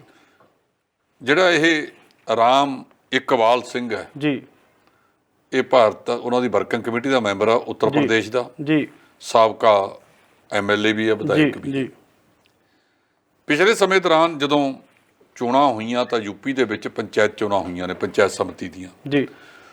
ਉਹਦੇ ਵਿੱਚ 3000 ਸੀਟਾਂ ਦੇ ਵਿੱਚੋਂ ਇਹਨਾਂ ਨੂੰ ਤਾਂ 683 ਆਈਆਂ ਨੇ ਜੀ। 1100 ਤੋਂ ਵੱਧ ਸੀਟਾਂ ਜਿਹੜੀਆਂ ਨੇ ਉਹ ਲੋਕ ਲੈ ਗਏ ਜਿਹੜੇ ਆਜ਼ਾਦ ਖੜੇ ਸੀ ਜੀ, ਤੇ ਜਿਨ੍ਹਾਂ ਦਾ ਚੋਣ ਨਿਸ਼ਾਨ ਟਰੈਕਟਰ ਸੀ। ਭਾਵ ਕਿਸਾਨੀ ਅੰਦੋਲਨ ਨੂੰ ਕੋਈ ਮੰਨੇ ਜਾਂ ਨਾ ਮੰਨੇ, ਕਿਸਾਨੀ ਅੰਦੋਲਨ ਦਾ ਅਸਰ ਜੀ ਯੂਪੀ ਦੀਆਂ ਉਹਨਾਂ ਚੋਣਾਂ ਤੇ ਪਿਆ ਜੀ। ਹਾਲਾਂਕਿ ਉਸ ਹੱਦ ਤੱਕ ਕਿਸਾਨ ਆਪਣੀ ਸਰਗਰਮੀ ਲੈ ਕੇ ਉੱਥੇ ਨਹੀਂ ਗਏ ਜਿਸ ਹੱਦ ਤੱਕ ਜਾਣਾ ਚਾਹੀਦਾ ਸੀ ਜੀ। ਹੁਣ ਕਿਸਾਨਾਂ ਨੇ ਐਲਾਨ ਕਰਤਾ, ਖਾਸ ਕਰ ਟਕੈਤ ਸਾਹਿਬ ਨੇ ਜੀ, ਕਿ ਅਸੀਂ ਯੂਪੀ ਦੇ ਵਿੱਚ ਕਿਸਾਨ ਜਥੇਬੰਦਕ ਹੋ ਕੇ ਜਾਣਗੇ ਜੀ ਤੇ ਭਾਰਤੀ ਜਨਤਾ ਪਾਰਟੀ ਦੇ ਖਿਲਾਫ ਪ੍ਰਚਾਰ ਕਰਨਗੇ ਜੀ। ਮੇਰਾ ਖਿਆਲ ਇਹਨਾਂ ਨੇ ਨੂੰ ਤਾਜ਼ਾ ਸੇਕ ਆ ਕੱਲ੍ਹ ਦਾ ਲੱਗਿਆ ਮੱਧ ਪ੍ਰਦੇਸ਼ ਦਾ ਜੀ। ਉੱਥੇ ਉਹਦਾ ਕੋਈ ਰਵਾਨੀ ਖੇਤਰ ਹੈ ਜੀ, ਉੱਥੇ ਇਹ ਨਰਿੰਦਰ ਤੋਮਰ ਗਿਆ ਸੀ। ਇਹਦਾ ਘਿਰਾਓ ਕਰਕੇ ਜਿੱਥੇ ਹੜ੍ਹ ਆਏ ਵੇ ਨੇ ਜੀ, ਉਹਦੇ ਵਿੱਚ ਉੱਥੋਂ ਦੇ ਲੋਕਾਂ ਨੇ, ਵਿੱਚ ਕਿਸਾਨ ਵੀ ਸ਼ਾਮਲ ਨੇ ਜੀ, ਉਹਨਾਂ ਨੇ ਇਹਦਾ ਘਿਰਾਓ ਕੀਤਾ। ਕਿਹਾ ਜਾ ਰਿਹਾ ਕਿ ਚੁੱਕੜ ਵੀ ਸੁੱਟਿਆ ਗਿਆ ਹੈਗਾ। ਚਲੋ ਵਿਰੋਧ ਕਰਨ ਦਾ ਹੁੰਦਾ, ਪਰ ਮਤਲਬ ਇਸ ਤਰ੍ਹਾਂ ਦਾ ਕੰਮ ਨਾ ਕੀਤਾ ਜਾਵੇ ਜਿਹੜਾ ਮਤਲਬ ਸੰਵਿਧਾਨਕ ਦਾਇਰੇ ਦੇ ਵਿੱਚ ਨਾ ਆਉਂਦਾ ਹੋਵੇ। ਕਿਸੇ ਨਾਲ ਖਿੱਚਧੂ ਕਰਨੀ, ਕਿਸੇ ਤੋਂ ਗਾਲੀ ਗਲੋਚ ਕਰਨਾ ਉਹ ਚੰਗਾ ਨਹੀਂ ਲੱਗਦਾ ਜੀ। ਪਰ ਰੋਸ ਉੱਥੇ ਵੱਡੀ ਪੱਧਰ ਤੇ ਇਹਦਾ ਨਰਿੰਦਰ ਤੋਮਰ ਦਾ ਹੋਇਆ ਹੈਗਾ। ਉਹਦੇ ਤੋਂ ਬਾਅਦ ਜਿਹੜਾ ਇਹ ਰਾਮ ਇਕਬਾਲ ਹੈ ਇਹਦਾ ਬਿਆਨ ਆਉਣਾ ਕਿ ਜੇ ਯੂਪੀ ਦੀਆਂ ਚੋਣਾਂ ਦੇ ਵਿੱਚ ਭਾਰਤੀ ਜਨਤਾ ਪਾਰਟੀ ਇਹਨਾਂ ਦੇ ਯੋਗੀ ਸਾਹਿਬ ਜੀ ਮੁੜ ਕੇ ਆਪਣੀ ਜੋਗ ਉੱਥੇ ਵੰਡਣਾ ਚਾਹੁੰਦੇ ਨੇ ਤਾਂ ਸਾਨੂੰ ਕਿਸਾਨਾਂ ਦੇ ਨਾਲ ਗੱਲਬਾਤ ਕਰਨੀ ਪਵੇਗੀ। ਜੇ ਕਿਸਾਨਾਂ ਦੇ ਨਾਲ ਗੱਲਬਾਤ ਨਾ ਕੀਤੀ ਤਾਂ ਭਾਰਤੀ ਜਨਤਾ ਪਾਰਟੀ ਨੂੰ ਇੱਕ ਵੱਡਾ ਨੁਕਸਾਨ ਹੋ ਸਕਦਾ ਹੈ। ਹੁਣ ਜਿਵੇਂ ਜਿਵੇਂ ਪਾਰਟੀ ਦੇ ਅੰਦਰੋਂ ਆਵਾਜ਼ਾਂ ਉੱਠਣ ਲੱਗ ਪਈਆਂ ਨੇ ਤਾਂ ਲੱਗਦਾ ਕਿ ਅਗਲੇ ਦਿਨਾਂ ਦੇ ਵਿੱਚ ਇਹਨਾਂ ਕਾਨੂੰਨਾਂ ਨੂੰ ਰੱਦ ਕਰ ਦੇਣ, ਮੁੜ ਤੋਂ ਕੋਈ ਕਮੇਟੀ ਬਣਾ ਲਈ ਜਾਵੇ ਜਿਹਦੇ ਨਾਲ ਮਿਲ ਕੇ ਜੋ ਸੰਭਵ ਹੋਵੇ ਉਸ ਤਰ੍ਹਾਂ ਦੇ ਕਾਨੂੰਨ ਲੈ ਆਉਣ। ਦੇਖੋ, ਭਾਵੇਂ ਖੇਤੀ ਆ ਭਾਵੇਂ ਕੋਈ ਵੀ ਹੈ, ਅਸੀਂ ਵੀ ਇਸ ਗੱਲ ਦੇ ਹਾਮੀ ਹੈ ਕਿ ਸੁਧਾਰ ਹੋਣ, ਉਹਨਾਂ ਦੇ ਵਿੱਚ ਬਦਲਾਅ ਆਵੇ। ਜਿਹੜੀਆਂ ਪੁਰਾਣੀਆਂ ਨੀਤੀਆਂ ਨੇ ਉਹਦੀ ਥਾਂ ਦੇ ਉੱਤੇ ਨਵੀਆਂ ਤੇ ਵਿਚਾਰ ਕੀਤਾ ਜਾਵੇ ਪੂਰੀ ਵੱਡੀ ਪੱਧਰ ਦੇ ਉੱਤੇ। ਸੋ ਉਦੋਂ ਬਾਅਦ ਲਿਆਂਦਾ ਜਾਵੇ। ਇਹ ਨਾ ਕਿਸੇ ਨਾਲ ਵਿਚਾਰ ਕੀਤਾ, ਨਾ ਕਿਸੇ ਦੀ ਗੱਲ ਸੁਣੀ। ਕੋਵਿਡ ਦਾ ਕੰਮ ਚੱਲ ਰਿਹਾ ਹੈ ਤੇ ਲਿਆ ਕੇ ਸਾਰਿਆਂ ਦੇ ਉੱਤੇ ਕਾਨੂੰਨ ਥੋਪਤੇ। ਇਹ ਜਿਵੇਂ ਡਿਕਟੇਟਰਸ਼ਿਪ, ਤਾਨਾਸ਼ਾਹੀ ਨਰਿੰਦਰ ਮੋਦੀ ਕਰ ਰਿਹਾ, ਇਹ ਦੇਸ਼ ਦੇ ਹਿੱਤ 'ਚ ਨਹੀਂ, ਇਹ ਲੋਕਤੰਤਰ ਪ੍ਰਣਾਲੀ ਦੇ ਵੀ ਹਿੱਤ 'ਚ ਨਹੀਂ। ਸੋ ਇਹਨਾਂ ਨੂੰ ਕੋਈ ਥੋੜ੍ਹਾ ਬਹੁਤਾ ਸਮਝ ਤੋਂ ਕੰਮ ਲੈਣਾ ਚਾਹੀਦਾ। ਤੁਸੀਂ ਦੇਸ਼ ਦੇ ਪ੍ਰਧਾਨ ਮੰਤਰੀ ਹੋ, ਨਾ ਕਿ ਚੰਦ ਪਰਿਵਾਰਾਂ ਦੇ। ਇਹ ਜਿਸ ਪਾਸੇ ਤੁਸੀਂ ਦੇਸ਼ ਨੂੰ ਲੈ ਚੱਲੇ ਹੋ, ਤੁਹਾਨੂੰ ਇਸ ਗੱਲ ਦੀ ਸ਼ਰਮ ਨਹੀਂ ਆਈ ਕਿ 7 ਮੈਡਲ ਲੈ ਕੇ ਆਏ ਹੋ ਤੁਸੀਂ? ਅਮਰੀਕਾ ਨੇ ਲਏ ਨੇ 113, ਚੀਨ ਨੇ ਲਏ ਨੇ 88। ਤਾਂ ਉਹਦੇ ਵਿੱਚ ਤੁਹਾਨੂੰ ਇੱਕ ਸੋਨੇ ਦਾ ਤਗਮਾ ਆ ਕੇ ਭੰਗੜੇ ਪਾਉਂਦੇ ਫਿਰਦੇ ਨੇ। ਕਦੇ ਇਹ ਨਹੀਂ ਦੇਖਿਆ ਕਿ ਸਾਡੀ ਕਾਰਗੁਜ਼ਾਰੀ ਖੇਡਾਂ ਦੇ ਵਿੱਚ ਅਸੀਂ ਕਿੱਥੇ ਫਿਰਦੇ ਹਾਂ। ਆਬਾਦੀ ਵਧਾਈ ਜਾਂਦੇ ਹਾਂ, ਖੇਡਾਂ ਦੇ ਵਿੱਚ ਸਾਡਾ ਨਿਲ ਪ੍ਰਦਰਸ਼ਨ ਹੈ। ਸਾਡੇ ਮੁਕਾਬਲੇ ਜੇ ਸਭ ਤੋਂ ਵੱਧ ਆਬਾਦੀ ਆ ਉਹ ਚੀਨ ਦੀ ਹੈ, ਪਰ ਇਹਦੇ ਬਾਵਜੂਦ ਚੀਨ ਜਿਹੜਾ ਹੈਗਾ ਉਹ ਦੂਜੇ ਨੰਬਰ ਤੇ ਖੇਡਾਂ ਦੇ ਵਿੱਚ ਆਇਆ। ਆਪਣੇ ਆਪ ਅਹਿਮ ਗੱਲ ਹੈ। ਸੋ ਅਸੀਂ ਜੇ ਇਸ ਤਰ੍ਹਾਂ ਦੀਆਂ ਨੀਤੀਆਂ ਲਿਆਵਾਂਗੇ, ਇਹ ਬਹੁਤ ਮੰਦਭਾਗੀਆਂ ਨੇ। ਨਾਲੇ ਮੋਦੀ ਸਾਹਿਬ ਦੇ ਨਾਲ ਤਾਂ ਟਰੰਪ ਸਾਹਿਬ ਵੀ ਨਾਰਾਜ਼ ਹੋਏ ਫਿਰਦੇ ਨੇ। ਉਹ ਕਹਿੰਦਾ ਵੀ ਤੁਸੀਂ ਥਾਲੀਆਂ ਤੇ ਤਾਲੀਆਂ ਵਜਾ ਕੇ ਦਾ ਕਰੋਨਾ ਭਜਾਤਾ, ਸਾਨੂੰ ਫਾਰਮੂਲਾ ਦੱਸਿਆ ਨਹੀਂ, ਅਸੀਂ ਐਵੇਂ ਅਰਬਾਂ ਰੁਪਈਆ ਵੈਕਸੀਨ ਤੇ ਖਰਚਤਾ। ਸੋ ਇਹਨਾਂ ਨੂੰ ਕੁਝ ਸੋਚਣਾ ਚਾਹੀਦਾ, ਸੋਚ ਕੇ ਕੰਮ ਕਰਨਾ ਚਾਹੀਦਾ। ਇਹ ਕਿਸਾਨ ਕੋਈ ਪਾਕਿਸਤਾਨ, ਬੰਗਲਾਦੇਸ਼, ਸ੍ਰੀਲੰਕਾ ਜਾਂ ਨੇਪਾਲ ਤੋਂ ਨਹੀਂ ਆਏ। ਇਹ ਇਸੇ ਦੇਸ਼ ਦੇ ਜੰਮਪਲ ਨੇ। ਇਹਨਾਂ ਨੇ ਆਤਮ ਨਿਰਭਰ ਬਣਾਇਆ। ਜਿਹੜਾ ਤੁਸੀਂ ਠੂਠਾ ਚੱਕ ਕੇ ਬਾਹਰ ਚਾਦਰਾਂ ਵਿਛਾ ਕੇ ਅਨਾਜ ਮੰਗਦੇ ਸੀ ਨਾ, ਇਹੀ ਕਿਸਾਨ ਹੈ ਜਿਸ ਕਿਸਾਨ ਨੇ ਤੁਹਾਨੂੰ ਅਨਾਜ ਦੇ ਵਿੱਚ ਆਤਮ ਨਿਰਭਰ ਬਣਾਇਆ। ਜਿਵੇਂ ਪੰਜਾਬੀ ਦੀ ਕਹਾਵਤ ਹੈ ਕਿ ਪੇਟ ਪਈਆਂ ਰੋਟੀਆਂ ਸਭੇ ਗੱਲਾਂ ਖੋਟੀਆਂ। ਜਦੋਂ ਭੁੱਖੇ ਮਰਦੇ ਸੀ ਉਦੋਂ ਕਿਸਾਨਾਂ ਵੱਲ ਵੇਖਦੇ ਸੀ। ਉਦੋਂ ਲਾਲ ਬਹਾਦਰ ਸ਼ਾਸਤਰੀ ਉਸ ਵੇਲੇ ਦੇ ਪ੍ਰਧਾਨ ਮੰਤਰੀ ਨੇ ਨਾਅਰਾ ਦਿੱਤਾ ਸੀ, ਜੈ ਜਵਾਨ ਜੈ ਕਿਸਾਨ। ਅੱਜ ਇਹ ਖਾ ਪੀ ਕੇ ਜਿਹੜਾ ਟੀਟਨੇ ਮਾਰਦੇ ਫਿਰਦੇ ਆ ਨਾ, ਇਹ ਪਰਮਾਤਮਾ ਦਾ ਬਹੁਤ ਵੱਡਾ, ਬਹੁਤ ਬਾਹੂਬਲੀ ਹੈ। ਜਦੋਂ ਕਹਿੰਦੇ ਨੇ ਉੱਚੇ ਬੋਲ ਨਾ ਬੋਲੀਏ ਕਰਤਾਰੋਂ ਡਰੀਏ, ਤੇ ਜਦੋਂ ਉਹਦੀ ਨਜ਼ਰ ਸਵੱਲੀ ਹੋਵੇ ਤਾਂ ਬੱਲੇ ਬੱਲੇ ਹੁੰਦੀ ਹੈ, ਤੇ ਜੇ ਨਜ਼ਰ ਮਾੜੀ ਜੀ ਬਦਲ ਜਾਵੇ ਨਾ ਤੇ ਫਿਰ ਥੱਲੇ ਥੱਲੇ ਹੁੰਦਿਆਂ ਵੀ ਮਿੰਟ ਲੱਗਦਾ। ਇਹਦਾ ਢਿੱਲੋਂ ਸਾਹਿਬ ਇਹ ਵੀ ਕਹਿੰਦੇ ਨੇ ਕਿ ਜਿਹੜੇ ਉੱਥੇ ਕਿਸਾਨੀ ਅੰਦੋਲਨ 'ਚ ਬੈਠੇ ਨੇ ਕਈ ਆਗੂ, ਇਹਨਾਂ ਦੇ ਕਈ ਇਹੋ ਜਿਹੇ ਬਿਆਨ ਵੀ ਦਿੰਦੇ ਨੇ ਕਿ ਕਿਸਾਨ ਹੀ ਨਹੀਂ ਹੈਗੇ ਉਹ। ਇਹਨਾਂ ਨੂੰ ਜਿਹੜੇ ਮੂੰਹ ਪੱਟ ਆਗੂ ਨੇ, ਜਿਨ੍ਹਾਂ ਦੀਆਂ ਗਿੱਠ ਜਵਾਨਾਂ ਕੰਨਾਂ ਤੱਕ ਪੱਟੀਆਂ ਹੋਈਆਂ ਨੇ, ਇਹ ਉਹਨਾਂ ਲੋਕਾਂ ਦੀਆਂ ਆਵਾਜ਼ਾਂ ਨਿਕਲਦੀਆਂ ਨੇ। ਉਹਨਾਂ ਨੂੰ ਨਾ ਕੁੱਤੇ ਦੀ ਹੱਡੀ ਦਾ ਸ਼ੌਕ ਪੈ ਗਿਆ ਕਿ ਸ਼ਾਇਦ ਅਗਲੇ ਦਿਨਾਂ ਵਿੱਚ ਮੋਦੀ ਸਾਹਿਬ ਸਾਨੂੰ ਕੋਈ ਵੱਡੀ ਕੁਰਸੀ ਦੇ ਦੇਣ। ਉਹਦੇ ਲਾਲਚ ਦੇ ਵਿੱਚ ਉਹ ਇਸ ਤਰ੍ਹਾਂ ਦੀ ਬਿਆਨਬਾਜ਼ੀ ਕਰਦੇ ਨੇ, ਜਦ ਕਿ ਜ਼ਮੀਨੀ ਹਕੀਕਤ ਤੋਂ ਉਲਟ ਹੈ। ਜੇਕਰ ਗੱਲ ਕੀਤੀ ਜਾਵੇ ਗੁਰਨਾਮ ਸਿੰਘ ਚੜੂਨੀ ਦੀ, ਗੁਰਨਾਮ ਸਿੰਘ ਚੜੂਨੀ ਨੇ ਜਿਹੜੇ ਹਰਿਆਣਾ ਦੇ ਸਿੱਖ ਗੁਰਦੁਆਰਾ ਪ੍ਰਬੰਧਕ ਕਮੇਟੀ ਦੇ ਜਥੇਦਾਰ ਨੇ ਆਪਣੇ ਬਲਜੀਤ ਸਿੰਘ ਦਾਦੋਵਾਲ, ਪ੍ਰਧਾਨ ਨੇ ਉੱਥੋਂ ਦੇ, ਉਹਨਾਂ ਨੇ ਏਜੰਟ ਦੱਸਿਆ, ਬੀਜੇਪੀ ਦਾ ਏਜੰਟ ਦੱਸਿਆ ਜੀ। ਦੇਖੋ ਜਿਹੜੇ ਇਹ ਰਾਜਸੀ ਆਗੂ ਆ ਨਾ, ਇਹ ਜਦੋਂ ਇੱਕ ਦੂਜੇ ਤੇ ਦੋਸ਼ ਲਾਉਂਦੇ ਨੇ, ਹੁਣ ਜਿਵੇਂ ਪੰਜਾਬ ਦੇ ਵਿੱਚ ਹੈ, ਪੰਜਾਬ ਦੇ ਵਿੱਚ ਜਦੋਂ ਆਮ ਆਦਮੀ ਪਾਰਟੀ ਆਈ ਸੀ, ਕੋਈ ਕਹਿ ਜਾਂਦਾ ਸੀ ਇਹ ਬੀਜੇਪੀ ਦੀ ਏਜੰਟ ਹੈ, ਕੋਈ ਬੀ ਟੀਮ ਹੈ, ਕੋਈ ਕਾਂਗਰਸ ਦੀ ਬੀ ਟੀਮ ਦੱਸੀ ਜਾਂਦਾ ਸੀ। ਜਦੋਂ ਤੱਕ ਇਕੱਠੇ ਹੋ ਤਾਂ ਸਾਰਾ ਕੁਝ ਜਾਇਜ਼ ਹੈ। ਜਦੋਂ ਅੱਡ ਅੱਡ ਹੋ ਜਾਂਦੇ ਨੇ ਫਿਰ ਇੱਕ ਦੂਜੇ ਤੇ ਇਲਜ਼ਾਮਬਾਜ਼ੀਆਂ ਲਾਉਂਦੇ ਨੇ। ਪਰ ਮੈਂ ਇਹ ਗੱਲ ਕਹਿਣਾ ਵੀ ਇੱਕ ਉਂਗਲ ਦੂਜੇ ਵਾਲੇ ਪਾਸੇ ਕਰਨ ਦੀ ਥਾਂ ਤੇ ਜਿਹੜੀਆਂ 3 ਉਂਗਲਾਂ ਆਪਦੇ ਪਾਸੇ ਹੁੰਦੀਆਂ ਨੇ, ਉਹਨੂੰ ਵੀ ਸੋਚਿਆ ਕਰੋ। ਇਹ ਰਾਜਸੀ ਆਗੂ ਜਦੋਂ ਬਿਆਨ ਦੇਣ ਲੱਗਦੇ ਨੇ ਤਾਂ ਅੱਗਾ ਪਿੱਛਾ ਨਹੀਂ ਦੇਖਦੇ। ਇਹੋ ਜਿਹਾ ਬਿਆਨਬਾਜ਼ੀ ਦੇਣੀ ਕਰਨੀ ਚਾਹੀਦੀ ਹੈ ਜਿਹੜੀ ਕੱਲ੍ਹ ਨੂੰ ਤੁਸੀਂ ਦੁਬਾਰਾ ਮਿਲੋ ਤਾਂ ਫਿਰ ਅੱਖਾਂ ਸ਼ਰਮਾਉਣ ਨਾ। ਇਸ ਤੋਂ ਇਲਾਵਾ ਜੇਕਰ ਗੱਲ ਕੀਤੀ ਜਾਵੇ ਤਾਂ ਹੁਣ ਪ੍ਰਧਾਨ ਮੰਤਰੀ ਨਰਿੰਦਰ ਮੋਦੀ ਨੇ ਜਿਹੜੀ 9ਵੀਂ ਕਿਸ਼ਤ ਆ ਉਹ 2-2000 ਰੁਪਏ ਵਾਲੀ ਕਿਸਾਨਾਂ ਦੇ ਖਾਤੇ ਦੇ ਵਿੱਚ ਪਾਉਣ ਦੇ ਬਾਰੇ ਕਿਹਾ ਸੀਗਾ, ਉਹਦੇ ਬਾਰੇ ਕੀ ਕਹਿਣਾ ਜੀ? ਦੇਖੋ, ਇਹ ਕਿਸਾਨ ਸਨਮਾਨ ਯੋਜਨਾ ਨਾਂ ਦੀ ਇੱਕ ਸਕੀਮ ਬਣਾਈ ਸੀ ਪ੍ਰਧਾਨ ਮੰਤਰੀ ਨਰਿੰਦਰ ਮੋਦੀ ਨੇ। ਉਹਦੇ ਤਹਿਤ 6000 ਰੁਪਈਆ ਕਿਸਾਨਾਂ ਦੇ ਖਾਤਿਆਂ 'ਚ ਪਾਉਣਾ ਹੈ। 2-2000 ਰੁਪਈਏ ਦੀ ਕਿਸ਼ਤ ਪੈਂਦੀ ਹੈ, 3 ਵਾਰ ਸਾਲ 'ਚ ਪੈਂਦੀ ਹੈ। ਕਹਿੰਦੇ ਜਿਹੜੀ ਅੱਜ ਆਖਰੀ ਕਿਸ਼ਤ ਹੈਗੀ ਉਹ ਕਿਸਾਨਾਂ ਦੇ ਖਾਤੇ 'ਚ ਐਲਾਨ ਕਰਤੀ ਆ, ਪਾਤੀ ਹੋਣੀ ਹੈ। ਸੋ ਜਿਹੜਾ ਕੁਝ ਸਰਕਾਰ ਨੇ ਸ਼ੁਰੂ ਕੀਤਾ ਉਹਦੇ ਵਿੱਚ ਇਹ ਕਿਸ਼ਤ ਪਾਈ ਹੈ। ਇਹਦਾ ਰੂਟੀਨ ਦਾ ਕੰਮ ਹੈ। ਜੇ ਤੁਸੀਂ ਅਨਾਊਂਸਮੈਂਟ ਕੋਈ ਗੱਲ ਕੀਤੀ ਹੈ ਉਹਨੂੰ ਪੂਰਾ ਕਰੋ। ਤੇ ਅੱਜ ਇਹ ਕਿਸਾਨਾਂ ਦੇ ਖਾਤਿਆਂ 'ਚ ਜੇ ਪੈਸੇ ਆ ਗਏ ਹੈ, ਚਲੋ ਕੁਛ ਨਾ ਕੁਛ ਤਾਂ ਉਹਨਾਂ ਨੂੰ ਫਾਇਦਾ ਹੋਇਆ। ਸੋ ਇਹਦੀ ਥਾਂ ਦੇ ਉੱਤੇ ਕੋਈ ਠੋਸ ਯੋਜਨਾਵਾਂ ਬਣਾਓ। 2000 ਰੁਪਈਏ ਦੇ ਨਾਲ ਤੁਹਾਡੇ ਨਾਲ ਕਿਸਾਨ ਕੋਈ ਬਹੁਤ ਵੱਡਾ ਮਤਲਬ ਅਮੀਰ ਨਹੀਂ ਹੋਣ ਲੱਗਿਆ। ਤੁਸੀਂ ਇਹ 2000 ਰੁਪਇਆ ਉਹਦੇ ਖਾਤੇ 'ਚ ਪਾ ਰਹੇ ਹੋ, ਜਿਹੜਾ ਤੁਸੀਂ ਖਾਦਾਂ ਦਾ ਵਧਾਤਾ, ਡੀਜ਼ਲ ਦਾ ਭਾਅ ਕਿੱਥੇ ਚਲਿਆ ਗਿਆ, ਪੈਟਰੋਲ ਦਾ ਕਿੱਥੇ ਚਲਿਆ ਗਿਆ। 2000 ਉਹਦੇ ਜੇਬ 'ਚ ਪਾ ਕੇ ਜਾਂ 6000 ਜੇਬ 'ਚ ਪਾ ਕੇ ਜਿਹੜਾ 15,000 ਦਾ ਡਾਕਾ ਉਹਦੀ ਜੇਬ ਤੇ ਵੱਜ ਰਿਹਾ ਹੈਗਾ। ਉਹਦੀ ਰਸੋਈ ਦੇ ਵਿੱਚ ਜੇ ਅੱਜ ਤੋਂ 6 ਮਹੀਨੇ ਪਹਿਲਾਂ ਰਸੋਈ ਦਾ ਖਰਚਾ 5000 ਸੀ, ਉਹ 7000 ਹੋ ਗਿਆ, ਡੇਢਾ ਹੋ ਗਿਆ। ਜੇ 2000 ਵੀ ਦੇਖੀਏ ਉੱਥੇ ਵੱਧ ਗਿਆ, 12 ਦੂਣੀ 24000 ਉਹਦੀ ਰਸੋਈ ਦੇ ਵਿੱਚ ਖਰਚਾ ਵੱਧ ਗਿਆ। ਤੁਸੀਂ ਦਿੱਤਾ 6000 ਤੇ 18000 ਤੁਸੀਂ ਉਹਦੀ ਜੇਬ ਚੋਂ ਕੱਢ ਲਿਆ। ਇਹ ਨੀਤੀਆਂ ਜਿਹੜੀਆਂ ਤੇ ਚੱਲ ਰਹੇ ਨੇ, ਇਹ ਕੋਈ ਬਹੁਤੀਆਂ ਵਧੀਆ ਨੀਤੀਆਂ ਨਹੀਂ ਹੈਗੀਆਂ। ਭਾਵ ਦਸੀ ਦੇ ਦਿਓ, ਰੁਪਈਆ ਕੱਢ ਲਓ, ਇਹ ਮੰਦਭਾਗੀਆਂ ਨੇ। ਇਹ ਕੋਈ ਮਤਲਬ ਬਹੁਤੀਆਂ ਵਧੀਆ ਨਹੀਂ ਹੈਗੀਆਂ। ਤੁਸੀਂ ਐਦੂ ਤਾਂ ਨਾ ਦਿਓ, ਪਰ ਜਿਹੜੀਆਂ ਨਿੱਤਾ ਪ੍ਰਤੀ ਦੀਆਂ ਵਸਤਾਂ ਹੈਗੀਆਂ ਉਹ ਲੋਕਾਂ ਦੀ ਪਹੁੰਚ ਰਹਿਣ ਦਿਓ। ਜੇਕਰ ਗੱਲ ਕਰੀਏ ਤਾਂ ਜਿਹੜੀਆਂ ਕੱਚੇ ਤੇਲ ਦੀਆਂ ਕੀਮਤਾਂ ਨੇ ਉਹਨਾਂ ਦੇ ਵਿੱਚ ਗਿਰਾਵਟ ਆਈ ਆ, ਪਰ ਜਿਹੜੇ ਪੱਕੇ ਜਿਵੇਂ ਆਪਾਂ ਕਹਿ ਦਈਏ ਪੈਟਰੋਲ ਡੀਜ਼ਲ ਦੀਆਂ ਕੀਮਤਾਂ ਨੇ ਉਹਨਾਂ 'ਚ ਲਗਾਤਾਰ ਵਾਧਾ ਹੋ ਰਿਹਾ ਜੀ। ਇਹੀ ਤਾਂ ਸਭ ਤੋਂ ਵੱਡੀ ਗੱਲ ਹੈ ਕਿ ਕੱਚਾ ਤੇਲ ਲਗਾਤਾਰ ਘਟ ਰਿਹਾ ਹੈ। ਕਰੋਨਾ ਦੇ ਵਿੱਚ ਕੱਚਾ ਤੇਲ ਘਟਿਆ, ਇਹਨਾਂ ਨੇ ਬਜਾਏ ਰਾਹਤ ਦੇਣ ਦੀ ਥਾਂ ਦੇ ਉੱਤੇ ਵਧਾਏ ਨੇ। ਨਾ ਰਾਜ ਘੱਟ ਨੇ, ਨਾ ਹੀ ਕੇਂਦਰ ਸਰਕਾਰ ਘੱਟ ਹੈ। ਹੁਣ ਹੈਰਾਨ ਹੋਵੋਗੇ ਤੁਸੀਂ ਕਿ ਕਹਿੰਦੇ ਆ ਵੀ 3 ਰੁਪਏ ਬਿਜਲੀ ਦੇਵਾਂਗੇ, 3 ਰੁਪਏ। ਉਹ ਭੜੂਏ 4 ਰੁਪਏ 47-48 ਪੈਸੇ ਤਾਂ ਬਿਜਲੀ ਪੈਂਦੀ ਹੈ, ਜਿਹਦੇ ਵਿੱਚ 20% ਸਰਕਾਰ ਨੇ ਡਿਊਟੀ ਲਾਈ ਵੀ ਹੈ ਆਪਦੀ ਪੰਜਾਬ ਨੇ। ਉਹ ਕਿਵੇਂ ਪੂਰੀ ਹੋਵੇਗੀ? ਸੋ ਇਹ ਜਿਹੜੇ ਰਾਜਸੀ ਆਗੂ ਆ ਕਹਿੰਦੇ ਕੁਛ ਹੈ, ਕਰਦੇ ਕੁਛ ਹੈ। ਇਹਨਾਂ ਨੇ ਤਕਰੀਬਨ ਜੇ 30-35 ਰੁਪਏ ਤੇਲ ਹੈ, ਉਹ ਤੇ 40 ਰੁਪਏ ਤੋਂ ਵੱਧ ਜਿਹੜੀ ਇੱਕ ਸੈਂਟਰਲ ਐਕਸਾਈਜ਼ ਡਿਊਟੀ ਆ ਉਹ ਲਾਈ ਹੋਈ ਹੈ, ਤੇ 20-22 ਰੁਪਏ ਜਿਹੜਾ ਸੂਬਿਆਂ ਦੇ ਟੈਕਸ ਨੇ, ਵੈਟ ਨੇ, ਉਹ ਉਹਦੇ ਉੱਤੇ ਲੱਗੇ ਹੋਏ ਨੇ। ਇੱਕ ਪਾਸੇ ਨਰਿੰਦਰ ਮੋਦੀ ਇਹ ਗੱਲ ਕਹਿੰਦਾ ਸੀ ਕਿ ਇੱਕ ਦੇਸ਼ ਇੱਕ ਟੈਕਸ, ਤੇ ਫਿਰ ਲਾ GST। ਇਹ GST ਤੋਂ ਬਾਹਰ ਕਿਉਂ ਰੱਖਿਆ ਹੋਇਆਗਾ? ਲੋਕਾਂ ਨੂੰ ਲੁੱਟਣ ਵਾਸਤੇ। GST ਵੱਧ ਤੋਂ ਵੱਧ 28% ਹੈ। ਜੇ ਕੱਚੇ ਤੇਲ ਦੀ ਕੀਮਤ ਸੋਧਣ ਤੋਂ ਬਾਅਦ 35 ਰੁਪਏ ਪੈਂਦੀ ਹੈ, ਇਹਦਾ ਉਹਦੇ ਤੇ 28%, ਮਤਲਬ 30 ਵੀ ਲਾ ਲਈਏ ਆਪਾਂ, 35 ਦੇ ਉੱਤੇ 30% 10 ਰੁਪਏ ਬਣਿਆ, 11 ਬਣ ਗਿਆ।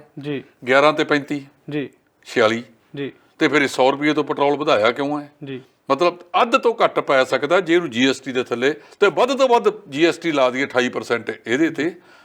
ਸੋ ਲੋਕਾਂ ਨੂੰ ਰਾਹਤ ਦੇਣ ਵਾਲਾ ਕੰਮ ਨਹੀਂ ਕਰਨਾ। ਲੋਕਾਂ ਨੂੰ ਮਤਲਬ ਪੈਰ ਦੇ ਉੱਤੇ ਤੁਸੀਂ ਦੇਖੋ, ਤੁਸੀਂ ਘਰੋਂ ਨਿਕਲਦੇ ਹੋ, ਹਰ 30 ਕਿਲੋਮੀਟਰ ਬਾਅਦ ਤੁਹਾਡੀ ਜੇਬ ਤੇ ਡਾਕਾ ਆਏਗਾ। ਪਹਿਲਾਂ ਤੁਸੀਂ ਵਾਹਨ ਰਜਿਸਟਰ ਕਰਨ ਵਾਸਤੇ ਸਾਤੋਂ ਕਿੰਨੇ ਪੈਸੇ ਲੈ ਲਏ? ਹਜ਼ਾਰਾਂ ਰੁਪਏ ਉਦੋਂ ਲੈਂਦੇ ਆ, ਮਤਲਬ 8% ਹੈ ਜਾਂ ਇਸ ਤੋਂ ਵੀ ਕਈ ਵਾਹਨਾਂ ਤੇ ਵੱਧ ਹੈਗਾ। ਜੇ 5 ਲੱਖ ਦੀ ਤੁਸੀਂ ਵਾਹਨ ਲਈ ਹੈ ਤਾਂ 40,000 ਰੁਪਇਆ ਤੋਂ ਪਹਿਲੇ ਦਿਨ ਹੀ ਲੈ ਲਿਆ। ਸੋ ਉਦੋਂ ਬਾਅਦ ਤੁਹਾਡੇ ਤੇ ਪੈਰ ਤੇ ਟੈਕਸ ਲਏ ਜਾ ਰਹੇ ਨੇ। ਲੋਕਾਂ ਦੇ ਟੈਕਸਾਂ ਦੀ ਬੇਕਿਰਕੀ ਨਾਲ ਲੁੱਟ ਹੋ ਰਹੀ ਹੈ। ਜਿਹੜਾ ਟੈਕਸ ਸਰਕਾਰੀ ਖਜ਼ਾਨੇ 'ਚ ਜਾਣਾ ਚਾਹੀਦਾ ਸੀ ਉਹ ਨਹੀਂ ਜਾ ਰਿਹਾ। ਇਸੇ ਕਰਕੇ ਤਾਂ ਨਵਜੋਤ ਸਿੰਘ ਸਿੱਧੂ ਬਾਰ-ਬਾਰ ਇਹ ਗੱਲ ਚੱਕਦੇ ਨੇ ਕਿ ਤੇਲੰਗਾਨਾ ਵਰਗਾ ਰਾਜ 1000 ਕਰੋੜ ਰੁਪਇਆ ਕਮਾ ਰਿਹਾ ਹੈਗਾ ਰੇਤ ਤੋਂ, ਤਾਮਿਲਨਾਡੂ 30,000 ਤੋਂ ਵੱਧ ਕਰੋੜ ਕਮਾ ਰਿਹਾ ਸ਼ਰਾਬ ਤੋਂ। ਖਪਤ ਸਾਡੇ ਨਾਲੋਂ ਘੱਟ ਹੈ, ਸਾਡੀ ਖਪਤ ਵੱਧ ਹੈ, ਤੇ ਪੈਸਾ ਅਸੀਂ ਮਸਾਂ 6,000 ਕਰੋੜ ਰੁਪਇਆ ਕਮਾਉਂਦੇ ਆ। ਤਾਂ ਉਹ ਚੋਰ ਮੋਰੀਆਂ। ਟਰਾਂਸਪੋਰਟ ਦਾ ਕੀ ਹਾਲ ਹੈ ਤੁਹਾਡੇ ਸਾਹਮਣੇ ਹੈ। ਟਰਾਂਸਪੋਰਟ ਸਰਕਾਰੀ ਕਿੰਨਾ ਕੁ ਹੈ? ਸਰਕਾਰੀ ਪੀਪੇ ਖੜਕਦੇ ਜਾਂਦੇ ਨੇ, ਪ੍ਰਾਈਵੇਟਾਂ ਦਾ ਕੀ ਹੋ ਰਿਹਾ, ਨਿੱਜੀ ਕੰਪਨੀਆਂ ਦਾ ਕੀ ਹੋ ਰਿਹਾ।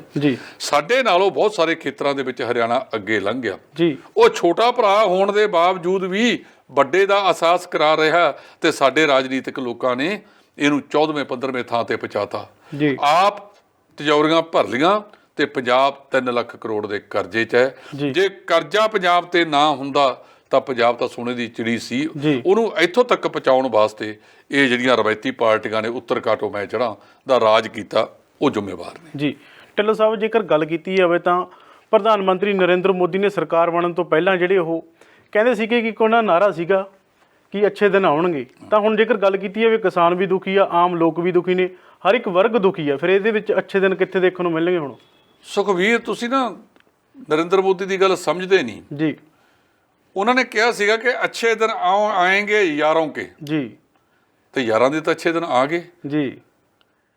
ਗੱਲ ਸਮਝੇ ਨਹੀਂ ਪੰਜਾਬ ਦੇ ਲੋਕ, ਸਾਡੇ ਭਾਰਤ ਦੇ ਲੋਕ। ਉਹਨਾਂ ਨੇ ਯਾਰੋਂ ਕੇ ਕਿਹਾ ਥਾ, ਅੱਛੇ ਦਿਨ ਗੁਜ਼ਾਰੇਂਗੇ ਯਾਰੋਂ ਕੇ। ਸੋ ਅੱਜ ਆਮ ਲੋਕ ਜਿਹੜਾ ਇਸੇ ਕਰਕੇ ਪਿਸਦਾ ਜਾ ਰਿਹਾ ਹੈਗਾ ਕਿ ਜਿਹੜੀਆਂ ਨੀਤੀਆਂ ਬਣ ਰਹੀਆਂ ਨੇ ਉਹ ਕਾਰਪੋਰੇਟ ਘਰਾਣਿਆਂ ਨੂੰ ਉੱਚਾ ਚੁੱਕਣ ਵਾਸਤੇ ਬਣ ਰਹੀਆਂ ਨੇ।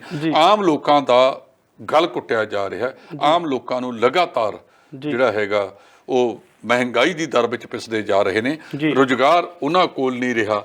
ਕੱਲ ਪਟਵਾਰੀਆਂ ਦਾ ਪ੍ਰੀਖਿਆ ਹੋਈ ਹੈ ਜੀ, 1152 ਪੋਸਟਾਂ ਨੇ, 1150 ਪੋਸਟ ਹੈ ਜੀ, ਤੇ 2 ਲੱਖ ਤੋਂ ਵੱਧ ਬੰਦਿਆਂ ਨੇ, ਨੌਜਵਾਨਾਂ ਨੇ ਉਹਦੇ ਵਿੱਚ ਅਪਲਾਈ ਕੀਤਾ।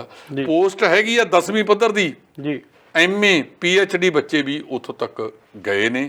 ਤੇ ਹਾਲ ਤਾਂ ਇਹ ਹੈ, ਜਿਹੜੇ ਕਹਿੰਦੇ ਸੀ ਘਰ ਘਰ ਰੁਜ਼ਗਾਰ ਦੇਵਾਂਗੇ, ਜੇ ਉਹਨਾਂ ਨੇ ਘਰ ਘਰ ਰੁਜ਼ਗਾਰ ਹੁਣ ਤੱਕ ਦਿੱਤਾ ਹੁੰਦਾ ਤਾਂ 1152 ਬੰਦਾ ਨਹੀਂ ਭਰਤੀ ਹੋਣਾ ਸੀ। ਤੇ 1152 ਨੇ ਵੀ ਪਹਿਲਾਂ 5000 ਤੇ 1 ਸਾਲ ਕੰਮ ਕਰਨਾ, ਫਿਰ 2 ਸਾਲ ਜਾਂ 3 ਸਾਲ 20,000 ਤੇ ਹੈ, ਫਿਰ ਜਾ ਕੇ ਪੂਰੇ ਗ੍ਰੇਡ ਦੇ ਵਿੱਚ ਆਉਣਾ ਹੈ। ਸੋ ਤੇ ਅਸੀਂ ਬੱਚਿਆਂ ਦਾ ਸ਼ੋਸ਼ਣ ਕਰ ਰਹੇ ਹਾਂ। ਉਹ ਬੱਚੇ ਜਿਹੜੇ ਪਤਾ ਨਹੀਂ ਕਿੰਨਾ ਹਾਲਾਤਾਂ ਦੇ ਵਿੱਚ ਪੜ੍ਹਦੇ ਆ, ਉਹਦਾ ਕਰ ਰਹੇ ਹਾਂ। ਅੱਜ ਅਸੀਂ ਸਾਡੇ ਸ਼ਰਮਦਾ ਦੀ ਕੋਈ ਚੀਜ਼ ਹੀ ਨਹੀਂ। 7 ਮੈਡਲ ਲੈ ਕੇ ਟਪੂਸੀਆਂ ਮਾਰਦੇ ਫਿਰਦੇ ਹਾਂ। ਜਿਨ੍ਹਾਂ ਦੇ 113 ਮੈਡਲ ਆਏ ਨੇ, ਉਹਨਾਂ ਨੇ 2024 ਦੀ ਜਿਹੜੀ ਓਲੰਪਿਕ ਦੀ ਤਿਆਰੀ ਅੱਜ ਤੋਂ ਸ਼ੁਰੂ ਕਰਤੀ ਹੈ। ਕਈਆਂ ਨੇ ਤਾਂ 28 ਤੇ 32 ਦੀ ਵੀ ਕਰਤੀ ਹੈ। ਤੇ ਇੱਥੇ ਹੁਣੇ ਆਰਾਮ ਨਾਲ ਧਮੱਚੜ ਪਾਉਣਗੇ ਤੇ 24 ਦਾ ਜਦੋਂ ਓਲੰਪਿਕ ਆਇਆ, ਫਿਰ ਇਹਨਾਂ ਦੀਆਂ ਫਾਈਲਾਂ ਫੂਲਾਂ ਤੋਂ ਮਿੱਟੀ 23 ਚ ਜਾ ਕੇ ਚੜ੍ਹੇਗੀ। ਜੇ ਅੱਜ ਤੋਂ ਅਸੀਂ ਆਪਣੀਆਂ ਟੀਮਾਂ ਨੂੰ ਕਰੀਏ, ਜਿਹੜੀਆਂ ਊਨਤਾਈਆਂ ਨੇ ਉਹਨਾਂ ਦੀਆਂ ਡਾਈਟਾਂ ਦੇ ਵਿੱਚ ਜਿਹੜਾ ਹੈਗਾ ਹੇਰਾ ਫੇਰੀਆਂ ਹੋ ਰਹੀਆਂ ਨੇ, ਪ੍ਰੋਪਰ ਡਾਈਟ ਨਹੀਂ ਮਿਲਦੀ, ਪ੍ਰੋਪਰ ਗਾਈਡੈਂਸ ਨਹੀਂ ਮਿਲਦੀ, ਚੋਣਕਾਰ ਭਾਈ ਭਤੀਜਾਵਾਦ ਜਾਂ ਭ੍ਰਿਸ਼ਟਾਚਾਰ ਦੇ ਰੂਪ ਵਿੱਚ ਲੋਕਾਂ ਨੂੰ ਚੁਣੀ ਜਾਂਦੇ ਨੇ, ਅਸਲ ਬੰਦਾ ਅੱਗੇ ਨਹੀਂ ਆਉਂਦਾ। ਆਹ ਜਿੰਨੇ ਵੀ 7 ਬੱਚੇ ਆਏ ਨੇ, ਇੱਕ ਤਾਂ ਹਾਕੀ ਟੀਮ ਆ ਨਾ ਤੇ 14 ਬੱਚੇ ਤਾਂ ਉਹਨਾਂ ਦੇ ਹੋ ਗਏ, ਬਾਕੀ ਜਿਹੜੇ 6 ਮੈਡਲ ਆਏ ਨੇ ਉਹ ਉਹਨਾਂ ਬੱਚੀਆਂ ਦੇ ਨੇ, ਜਾਂ ਸਾਡੀ ਹਾਕੀ ਦੀ ਟੀਮ ਹੈ ਲੜਕੀਆਂ ਦੀ, ਉਹਨਾਂ ਦੇ ਨੇ ਬਹੁਤ ਗਿਣਤੀ ਜਿਹੜੇ ਪਛੜੀਆਂ ਸ਼੍ਰੇਣੀਆਂ ਚੋਂ ਜਾਂ ਪਛੜੀਆਂ ਅਨੁਸੂਚਿਤ ਜਾਤੀਆਂ ਨਾਲ ਸੰਬੰਧਿਤ ਨੇ, ਗਰੀਬ ਘਰ ਦੇ ਨੇ, ਜਿਨ੍ਹਾਂ ਦੇ ਕੋਲ ਨਹੀਂ। ਗੁਰਜੀਤ ਸਾਡੀ ਕਿੰਨੀ ਵਧੀਆ ਖੇਡੀ ਅੰਮ੍ਰਿਤਸਰ ਵਾਲੀ, ਉਹਨੂੰ ਕਿੱਟ ਲੈਣ ਵਾਸਤੇ ਉਹਦੇ ਪਿਓ ਨੂੰ ਜਿਹੜਾ ਹੈਗਾ ਮੋਟਰਸਾਈਕਲ ਵੇਚਣਾ ਪਿਆ ਸੀ। ਉਹ ਨਰਸਰੀਆਂ ਦਾ ਅਸੀਂ ਖਿਆਲ ਕਿਉਂ ਨਹੀਂ ਕੀਤਾ? ਬਜਟ ਖੇਡਾਂ ਦੇ ਲਗਾਤਾਰ ਘਟਾਏ ਜਾ ਰਹੇ ਨੇ, ਹੋਰਾਂ ਚੀਜ਼ਾਂ ਦੇ ਉੱਤੇ ਮੁਕਤਖੋਰੀ ਨੂੰ ਵਧਾਇਆ ਜਾ ਰਿਹਾ ਹੈ, ਮੂਰਤੀਆਂ ਦੇ ਪੈਸੇ ਖਰਚੇ ਜਾ ਰਹੇ ਨੇ, ਮੰਦਰ ਉਸਾਰੇ ਜਾ ਰਹੇ ਨੇ। ਅਸੀਂ ਕਹਿੰਦੇ ਹਾਂ ਤੁਸੀਂ ਇਹ ਸਾਰਾ ਕੁਝ ਕਰੋ। ਹੁਣ ਪਾਰਲੀਮੈਂਟ ਨਵਾਂ ਬਣਾਇਆ ਜਾ ਰਿਹਾ ਹੈ। ਉਹ ਦੋਸਤੋ, ਪਾਰਲੀਮੈਂਟ ਨਾਲ ਕੁਝ ਨਹੀਂ ਪੈਣਾ। ਉਹ ਪਾਰਲੀਮੈਂਟ ਦੇ ਵਿੱਚ ਬਹੁ ਗਿਣਤੀ ਅਪਰਾਧਕ ਬਿਰਤੀ ਵਾਲੇ ਲੋਕ ਜਾ ਰਹੇ ਨੇ। ਸੋਚ ਬਦਲਣ ਦੀ ਲੋੜ ਹੈ। ਜੇ ਸੋਚ ਬਦਲੋਗੇ ਤਾਂ ਇਹ ਸਾਰਾ ਕੁਝ ਬਦਲਣਾ ਹੈ। ਜੇ ਇਸੇ ਤਰ੍ਹਾਂ ਅਪਰਾਧਕ ਬਿਰਤੀ ਵਾਲੇ ਲੋਕਾਂ ਨੇ ਮੰਤਰੀ ਬਣਨਾ, MLA ਬਣਨਾ ਤੇ ਮੈਂਬਰ ਪਾਰਲੀਮੈਂਟ ਬਣਨਾ, ਫਿਰ ਇਸ ਦੇਸ਼ ਦਾ ਰੱਬ ਰੱਖਾ। ਉਹ ਕਹਿੰਦੇ ਨੇ ਅਸੀਂ ਖਿਡਾਰੀਆਂ ਲਈ ਟਵੀਟ ਤਾਂ ਕਰ ਦਿੱਤਾ ਹੀ, ਹੁਣ ਇਹ ਤੋਂ ਬਾਅਦ ਕੀ ਕਰੀਏ? ਹਾਂ, ਬਸ ਇੰਨੇ ਹੀ ਕਰਨ ਜੋਗੇ ਨੇ, ਇਸ ਤੋਂ ਇਲਾਵਾ ਤਾਂ ਕੁਝ ਕਰਨ ਜੋਗੇ ਨਹੀਂ ਨਾ। ਉੱਠ ਨਾ ਸਕਾਂ, ਫਿੱਟੇ ਮੂੰਹ ਗੋਡਿਆਂ ਦੇ, ਉੱਠ ਸਾਤੋਂ ਨਹੀਂ ਜਾਂਦਾ, ਮਤਲਬ ਗੋਡੇ ਸਾਡੇ ਖਰਾਬ ਨੇ।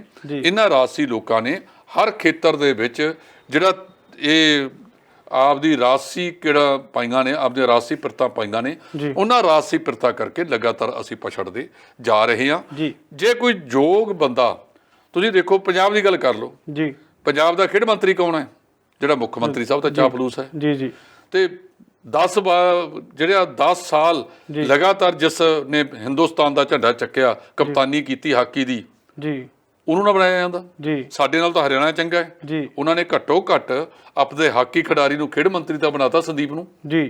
ਇੱਥੇ ਜਦੋਂ ਤੁਸੀਂ ਇਸ ਤਰ੍ਹਾਂ ਦਾ ਕੰਮ ਕਰੋਗੇ, ਜਿਵੇਂ ਰਾਮ ਗੋਪਾਲ ਸਿੰਘ ਦੀ ਜ਼ਮੀਰ ਬੋਲੀ ਹੈ, ਜਾਂ ਰਾਜਸੀ ਤੌਰ ਦੇ ਉੱਤੇ ਉਹਨੂੰ ਕਹਿਣਾ ਪਿਆ ਰਾਜਸੀ ਮਜਬੂਰੀ ਦੇ ਵਿੱਚ, ਇਸੇ ਤਰ੍ਹਾਂ ਜਦੋਂ ਬਾਕੀਆਂ ਦੀ ਜ਼ਮੀਰਾਂ ਵੀ ਜਾਗਣਗੀਆਂ ਨਾ, ਫਿਰ ਲੋਕਾਂ ਨੂੰ ਇਹ ਤੋਂ ਤੁਹਾਨੂੰ ਸਪਸ਼ਟ ਹੁੰਦਾ ਹੈ ਕਿ ਭਾਰਤੀ ਜਨਤਾ ਪਾਰਟੀ ਦੇ ਆਪ ਦੇ ਅੰਦਰਲੇ ਪਾਸੇ ਵੀ ਕੀ ਕੁਝ ਚੱਲ ਰਿਹਾ। ਇਹ ਜਿਹੜੇ ਦੋ ਬੰਦੇ, ਹਮ ਦੋ ਹਮਾਰੇ ਦੋ, ਇਹ ਜਿਹੜੀ ਉਸ ਨੀਤੀ ਤੇ ਚੱਲਦੇ ਨੇ, ਇਹਨੇ ਦੇਸ਼ ਨੂੰ ਬਹੁਤ ਪਿੱਛੇ ਧੱਕਤਾ। ਜਿਹੜਾ ਅਗਲਾ ਬੰਦਾ ਆਏਗਾ ਉਹਨੂੰ ਦੇਸ਼ ਨੂੰ ਪੈਰਾਂ ਸਿਰ ਖੜਨਾ ਵਾਸਤੇ ਬਹੁਤ ਸਮਾਂ ਲੱਗੇਗਾ। ਇੱਥੇ ਕਦੇ ਅਖੌਤੀ ਰਾਸ਼ਟਰਵਾਦ, ਜੇ ਆਂਢੀਆਂ ਗੁਆਂਢੀਆਂ ਦੇ ਨਾਲ ਸਾਡੇ ਸੰਬੰਧ ਵਧੀਆ ਹੋਣ ਤਾਂ ਇੱਕ ਰਫਾਲ ਦੇ ਵਿੱਚ ਪੂਰੀ ਹਿੰਦੂ ਦੀ ਕਾਇਆ ਕਲਪ ਹੋ ਸਕਦੀ ਹੈ ਖੇਡਾਂ ਦੀ।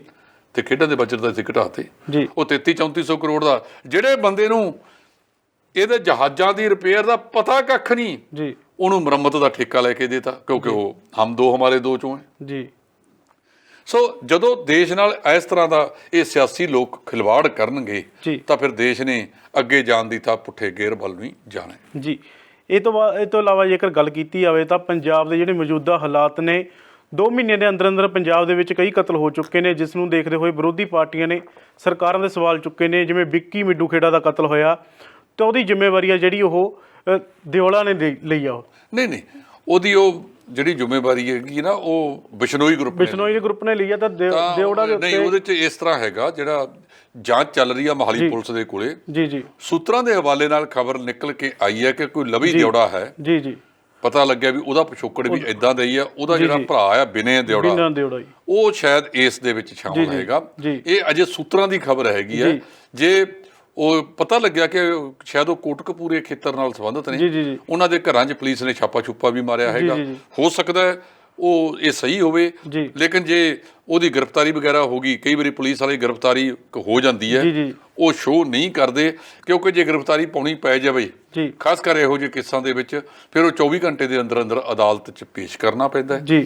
ਜੇ ਅਦਾਲਤ 'ਚ ਪੇਸ਼ ਕਰਨਾ ਪਊਗਾ ਤਾਂ ਕਈ ਵਾਰੀ ਤੁਹਾਨੂੰ ਪਤਾ ਪੁਲਿਸ ਦੇ ਜਿਹੜੇ ਜਾਂਚ ਕਰਨ ਦੇ ਢੰਗ ਕਿਹੋ ਜਿਹੇ ਨੇ। ਕੱਲ੍ਹ ਹੀ ਮਾਨਯੋਗ ਸਾਡੇ ਜਿਹੜੇ ਚੀਫ ਜਸਟਿਸ ਆਫ ਇੰਡੀਆ ਨੇ ਮਿਸਟਰ ਰਮੰਨਾ, ਉਹਨਾਂ ਨੇ ਇੱਕ ਬਿਆਨ ਦਿੱਤਾ ਕਿ ਜਦੋਂ ਪੁਲਿਸ ਹਿਰਾਸਤ ਦੇ ਵਿੱਚ ਬੰਦਿਆਂ ਨੂੰ ਰੱਖਿਆ ਜਾਂਦਾ ਤਾਂ ਮਨੁੱਖੀ ਅਧਿਕਾਰਾਂ ਦਾ ਘਾਣ ਹੁੰਦਾ ਹੈ, ਉਹਨਾਂ ਤੇ ਅੰਨ੍ਹੇਵਾਹ ਤਸ਼ੱਦਦ ਕੀਤੇ ਜਾਂਦੇ ਨੇ ਜਿਹੜੇ ਕਿ ਮਨੁੱਖੀ ਅਧਿਕਾਰਾਂ ਦੀ ਉਲੰਘਣਾ ਨੇ।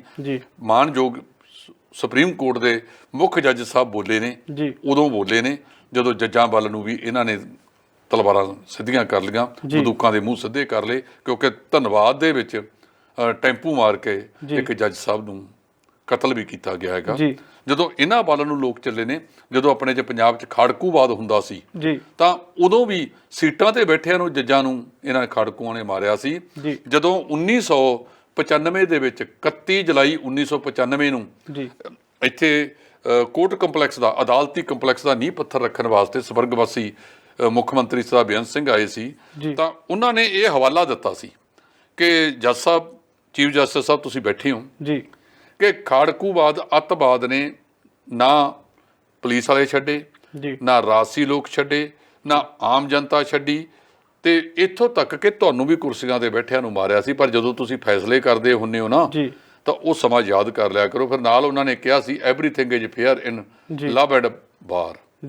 ਸੋ ਪਿਆਰ ਤੇ ਜੰਗ ਦੇ ਵਿੱਚ ਸਾਰਾ ਕੁਝ ਜਾਇਜ਼ ਹੈ। ਅਸੀਂ ਨਹੀਂ ਕਹਿੰਦੇ ਉਹ ਜਿਹੜੇ ਨੌਜਵਾਨ ਪੰਜਾਬ ਦਿਆਂ ਦਾ ਘਾਣ ਹੋਇਆ, ਉਹ ਭਾਵੇਂ ਪੁਲਿਸ ਸੀ, ਖਾੜਕੂ ਸੀ ਜਾਂ ਕੋਈ ਹੋਰ ਸੀ, ਬੱਚੇ ਤਾਂ ਸਾਡੇ ਹੀ ਸੀ ਨਾ।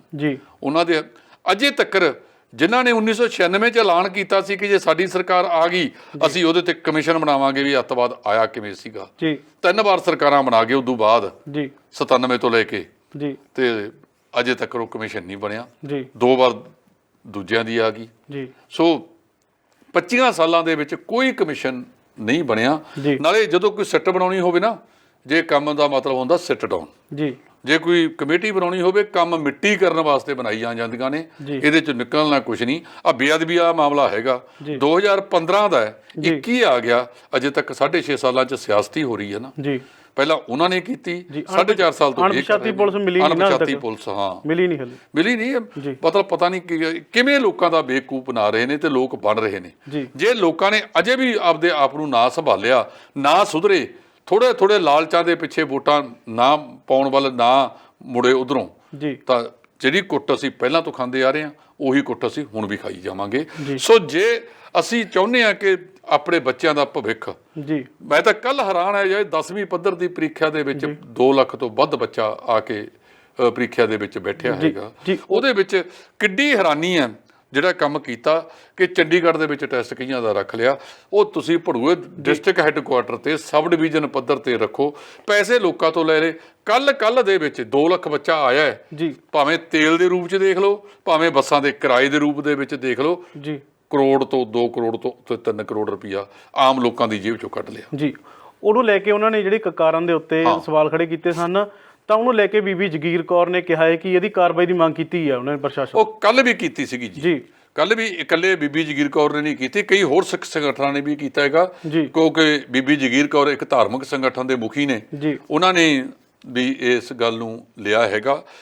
ਕੱਲ ਦਾ ਇਹ ਮਾਮਲਾ ਹੋਇਆ ਵਾ, SS ਬੋਰਡ ਨੇ ਪ੍ਰੀਖਿਆ ਲਈ ਹੈ, ਮੁੱਖ ਮੰਤਰੀ ਨੇ ਕਿਹਾ ਕਿ ਪ੍ਰੀਖਿਆ ਲਓ, ਤਾਂ ਅੱਜ ਤੱਕ ਹੁਣ ਤੱਕ ਇਹ ਤੇ ਕਾਰਵਾਈ ਹੋਈ ਕਿਉਂ ਨਹੀਂ, ਕਿਉਂ ਨਹੀਂ ਕੀਤੀ ਗਈ? ਕਿਤੇ ਇਹ ਇਸ਼ੂ ਬਣਾ ਕੇ ਦੂਜਿਆਂ ਨੂੰ ਤਾਂ ਨਹੀਂ ਦਿੱਤੇ ਜਾ ਰਹੇ ਇਹ ਮੁੱਦੇ। ਤੇ ਇਹ ਗੱਲਾਂ ਧਿਆਨ ਮੰਗਦੀਆਂ ਨੇ। ਮੁੱਖ ਮੰਤਰੀ ਸਾਹਿਬ ਨੂੰ ਹੁਣ ਤੱਕ ਇਹਦੇ ਤੇ ਕਾਰਵਾਈ ਕਰਨੀ ਚਾਹੀਦੀ ਜੀ, ਭਾਵੇਂ ਇਹ ਯੂਟੀ ਪੁਲਿਸ ਦੇ ਅਧੀਨ ਆਉਂਦਾ ਹੈਗਾ, ਯੂਟੀ ਦੇ ਅਧੀਨ ਆਉਂਦਾ, ਪਰ ਪ੍ਰੀਖਿਆ ਕੇਂਦਰ ਤਾਂ ਪੰਜਾਬ ਵਾਲਿਆਂ ਨੇ ਬਣਾਏ ਸੀ, ਐਸਐਸ ਬੋਰਡ ਨੇ ਬਣਾਏ ਸੀ। ਇਹ ਕਿਹੜੇ ਭੱਦਰਪੁਰਸ਼ ਆ ਗਏ ਉੱਥੇ ਜਿਹੜੇ ਇਸ ਤਰ੍ਹਾਂ ਦੀ ਉਹਨਾਂ ਦੀ ਸੋਚ ਹੈਗੀ ਹੈ, ਕਿਸੇ ਵਿਸ਼ੇਸ਼ ਸੋਚ ਨਾਲ ਤਾਂ ਨਹੀਂ ਸੰਬੰਧ ਰੱਖਦੇ, ਜਿਹੜਾ ਉਹਨਾਂ ਨੂੰ ਸਿੱਖਾਂ ਦੇ ਕਕਾਰ ਆਪਣੀ ਰਾਜ ਦੇ ਵਿੱਚ ਇੰਨੇ ਚੁੱਭਦੇ ਹੋਣ। ਇੱਥੇ ਤਾਂ ਇਹ ਹਾਲ ਹੈ, ਬੀਬੀ ਜੀ ਨੇ ਬਿਆਨ ਤਾਂ ਦੇਤਾ, ਉਹਨਾਂ ਦਾ ਅਸੀਂ ਸਵਾਗਤ ਕਰਦੇ, ਬਿਆਨ ਦਿੱਤਾ, ਪਰ ਬੀਬੀ ਜੀ ਜਿਹੜਾ ਕਿਰਨਜੀਤ ਕੌਰ ਨੇ ਜਵਾਬ ਕਿਹਾ ਸੀ ਉਹਦੇ ਤੇ ਚੁੱਪ ਨੇ।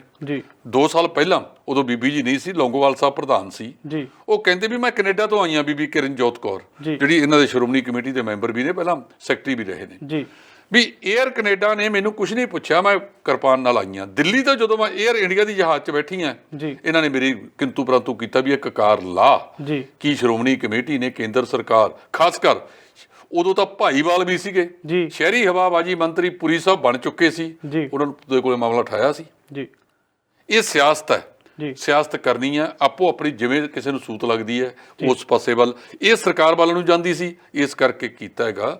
ਸੋ ਇੱਥੇ ਸਾਰੇ ਘੱਟੋ ਘੱਟ ਜਿਹੜੇ ਸਾਂਝੇ ਮੁੱਦੇ ਨੇ ਉੱਥੇ ਤਾਂ ਸਿਆਸਤ ਛੱਡ ਦਿਓ, ਉੱਥੇ ਸਾਰੇ ਜਣੇ ਉਸ ਮੁੱਦੇ ਤੇ ਉੱਤੇ। ਇੱਕ ਕਾਰ ਚੰਡੀਗੜ੍ਹ ਦੇ ਵਿੱਚ ਹੋਇਆ, ਇੱਥੇ ਨਾ ਅਕਾਲੀ ਨਾ ਕਾਂਗਰਸੀ ਨਾ ਆਮ ਨਾ ਭਾਜਪਾਈ, ਇਹ ਸਾਡਾ ਧਰਮ ਦਾ ਮੁੱਦਾ ਹੈਗਾ।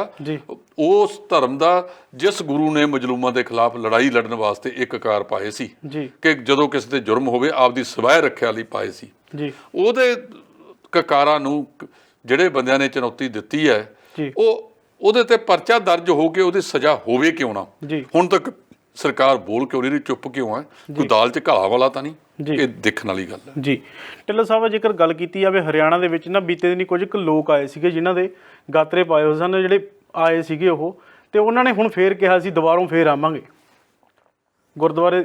ਇਹ ਜਿਹੜਾ ਹੈਗਾ ਹਰਿਆਣੇ ਦਾ ਮੁੱਖ ਮੰਤਰੀ ਹੈ ਨਾ ਜਿਹੜਾ ਨਾਗਪੁਰ ਦੀ ਸ਼ਾਖਾ ਦਾ ਨਿਕਰਵਾਜ ਆ ਬਹੁਤ ਵੱਡਾ ਉੱਥੋਂ ਦਾ, ਉਹਨੂੰ ਬੜਾ ਮੋਟਾ ਸੋਚਣਾ ਚਾਹੀਦਾ ਹੈ। ਜੇ ਤੁਸੀਂ ਕਿਸੇ ਨੂੰ, ਜਿਹੜੇ ਬੰਦੇ ਅੰਮ੍ਰਿਤਧਾਰੀ ਨਹੀਂ, ਇਹ ਕਿਸੇ ਦੇ ਧਰਮ 'ਚ ਦਖਲ ਦੇਣ ਵਾਲੀ ਗੱਲ ਆ। 295A ਦਾ ਪਰਚਾ ਦਰਜ ਹੁੰਦਾ ਭਾਰਤੀ ਦੰਡਾਵਲੀ ਦੀ ਧਾਰਾ ਦੇ ਮੁਤਾਬਕ। ਜੇ ਤੁਸੀਂ ਜਾ ਕੇ ਕੋਈ ਬੰਦਾ ਕਿਸੇ ਦੇ ਬਾਹਰ ਜਾ ਕੇ ਲਲਕਾਰਾ ਮਾਰੂਗਾ, ਉਹਦੇ ਧਰਮ ਨੂੰ, ਉਹਦੇ ਨੂੰ ਲਲਕਾਰੇਗਾ, ਤਾਂ ਕਿੰਨਾ ਕਚਹਿਰਾ ਜੀ ਇਹਦੇ ਵਿੱਚ ਕੋਈ। ਮੈਨੂੰ ਲੱਗਦਾ ਕਿ ਕਿਸਾਨੀ ਅੰਦੋਲਨ ਤੋਂ ਖਿਜੀ ਹੋਈ ਸਰਕਾਰ ਇਸ ਤਰ੍ਹਾਂ ਦੇ ਚਾਲਾਂ ਚੱਲ ਰਹੀ ਹੈ ਕਿ ਆਪਸੀ ਲੜਾਈ ਕਰਾਈ ਜਾਵੇ। ਕਿਸਾਨ ਆਗੂ ਵਾਰ-ਵਾਰ ਕਹਿੰਦੇ ਨੇ ਕਿ ਆਪਾਂ ਟਕਰਾਅ 'ਚ ਨਹੀਂ ਪੈਣਾ, ਪਰ ਇਹਦੇ ਤੇ ਕਿਸਾਨ ਆਗੂ ਚੁੱਪ ਨੇ। ਜਿਨ੍ਹਾਂ ਲੋਕਾਂ ਨੇ ਉਹਨਾਂ ਦੇ ਸੰਸਦ ਦੇ ਵਿੱਚ ਆਵਾਜ਼ ਚੱਕੀ ਹੈ, ਜਿਨ੍ਹਾਂ ਲੋਕਾਂ ਨੇ ਕਿਸਾਨੀ ਸੰਸਦ ਦੇ ਵਿੱਚ ਹਿੱਸਾ ਗਿਆ, ਤੇ ਉਹਨਾਂ ਬਾਰੇ ਜਿਹੜਾ ਆ ਪੰਜਾਬ ਦੇ ਵਿੱਚ ਵਿਰੋਧ ਹੋਣਾ ਸ਼ੁਰੂ ਹੋਇਆ ਨਾ, ਇਹਦੇ ਤੋਂ ਝਲਕ ਪੈਂਦੀ ਹੈ ਕਿ ਇਹ ਹੁਣ ਕੁਝ ਸਿਆਸੀ ਲੋਕ, ਜਿਹੜੀਆਂ ਜਮਾਤਾਂ ਨੇ ਨਾ, ਭਾਵੇਂ ਪੰਜਾਬ ਦੇ ਵਿੱਚ ਸਿਆਸੀ ਜਮਾਤ ਕੋਈ ਵੀ ਹੋਵੇ, ਇੱਕ ਕਿਸਾਨਾਂ ਦਾ ਸੰਘਰਸ਼ ਉਹਨਾਂ ਨੂੰ ਵੀ ਰਾਸ ਨਹੀਂ ਆ ਰਿਹਾ।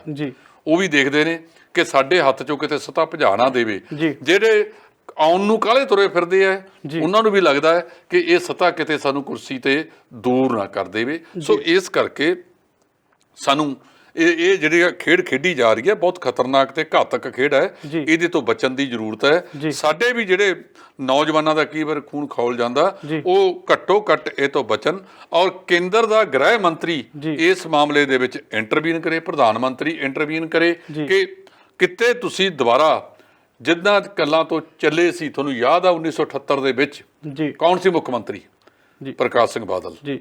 ਨਿਰੰਕਾਰੀਆਂ ਨੇ ਇੱਥੇ ਸਮਾਗਮ ਰੱਖ ਲਿਆ ਅੰਮ੍ਰਿਤਸਰ ਦੇ ਵਿੱਚ, ਤਾਂ 13 ਸਿੰਘ ਸ਼ਹੀਦ ਹੋਏ ਸੀਗੇ ਅਖੰਡ ਕੀਰਤਨੀ ਜਥੇ ਦੇ। ਇਹ ਉਦੋਂ ਮੁੱਖ ਮੰਤਰੀ ਸਾਹਿਬ ਸਨ।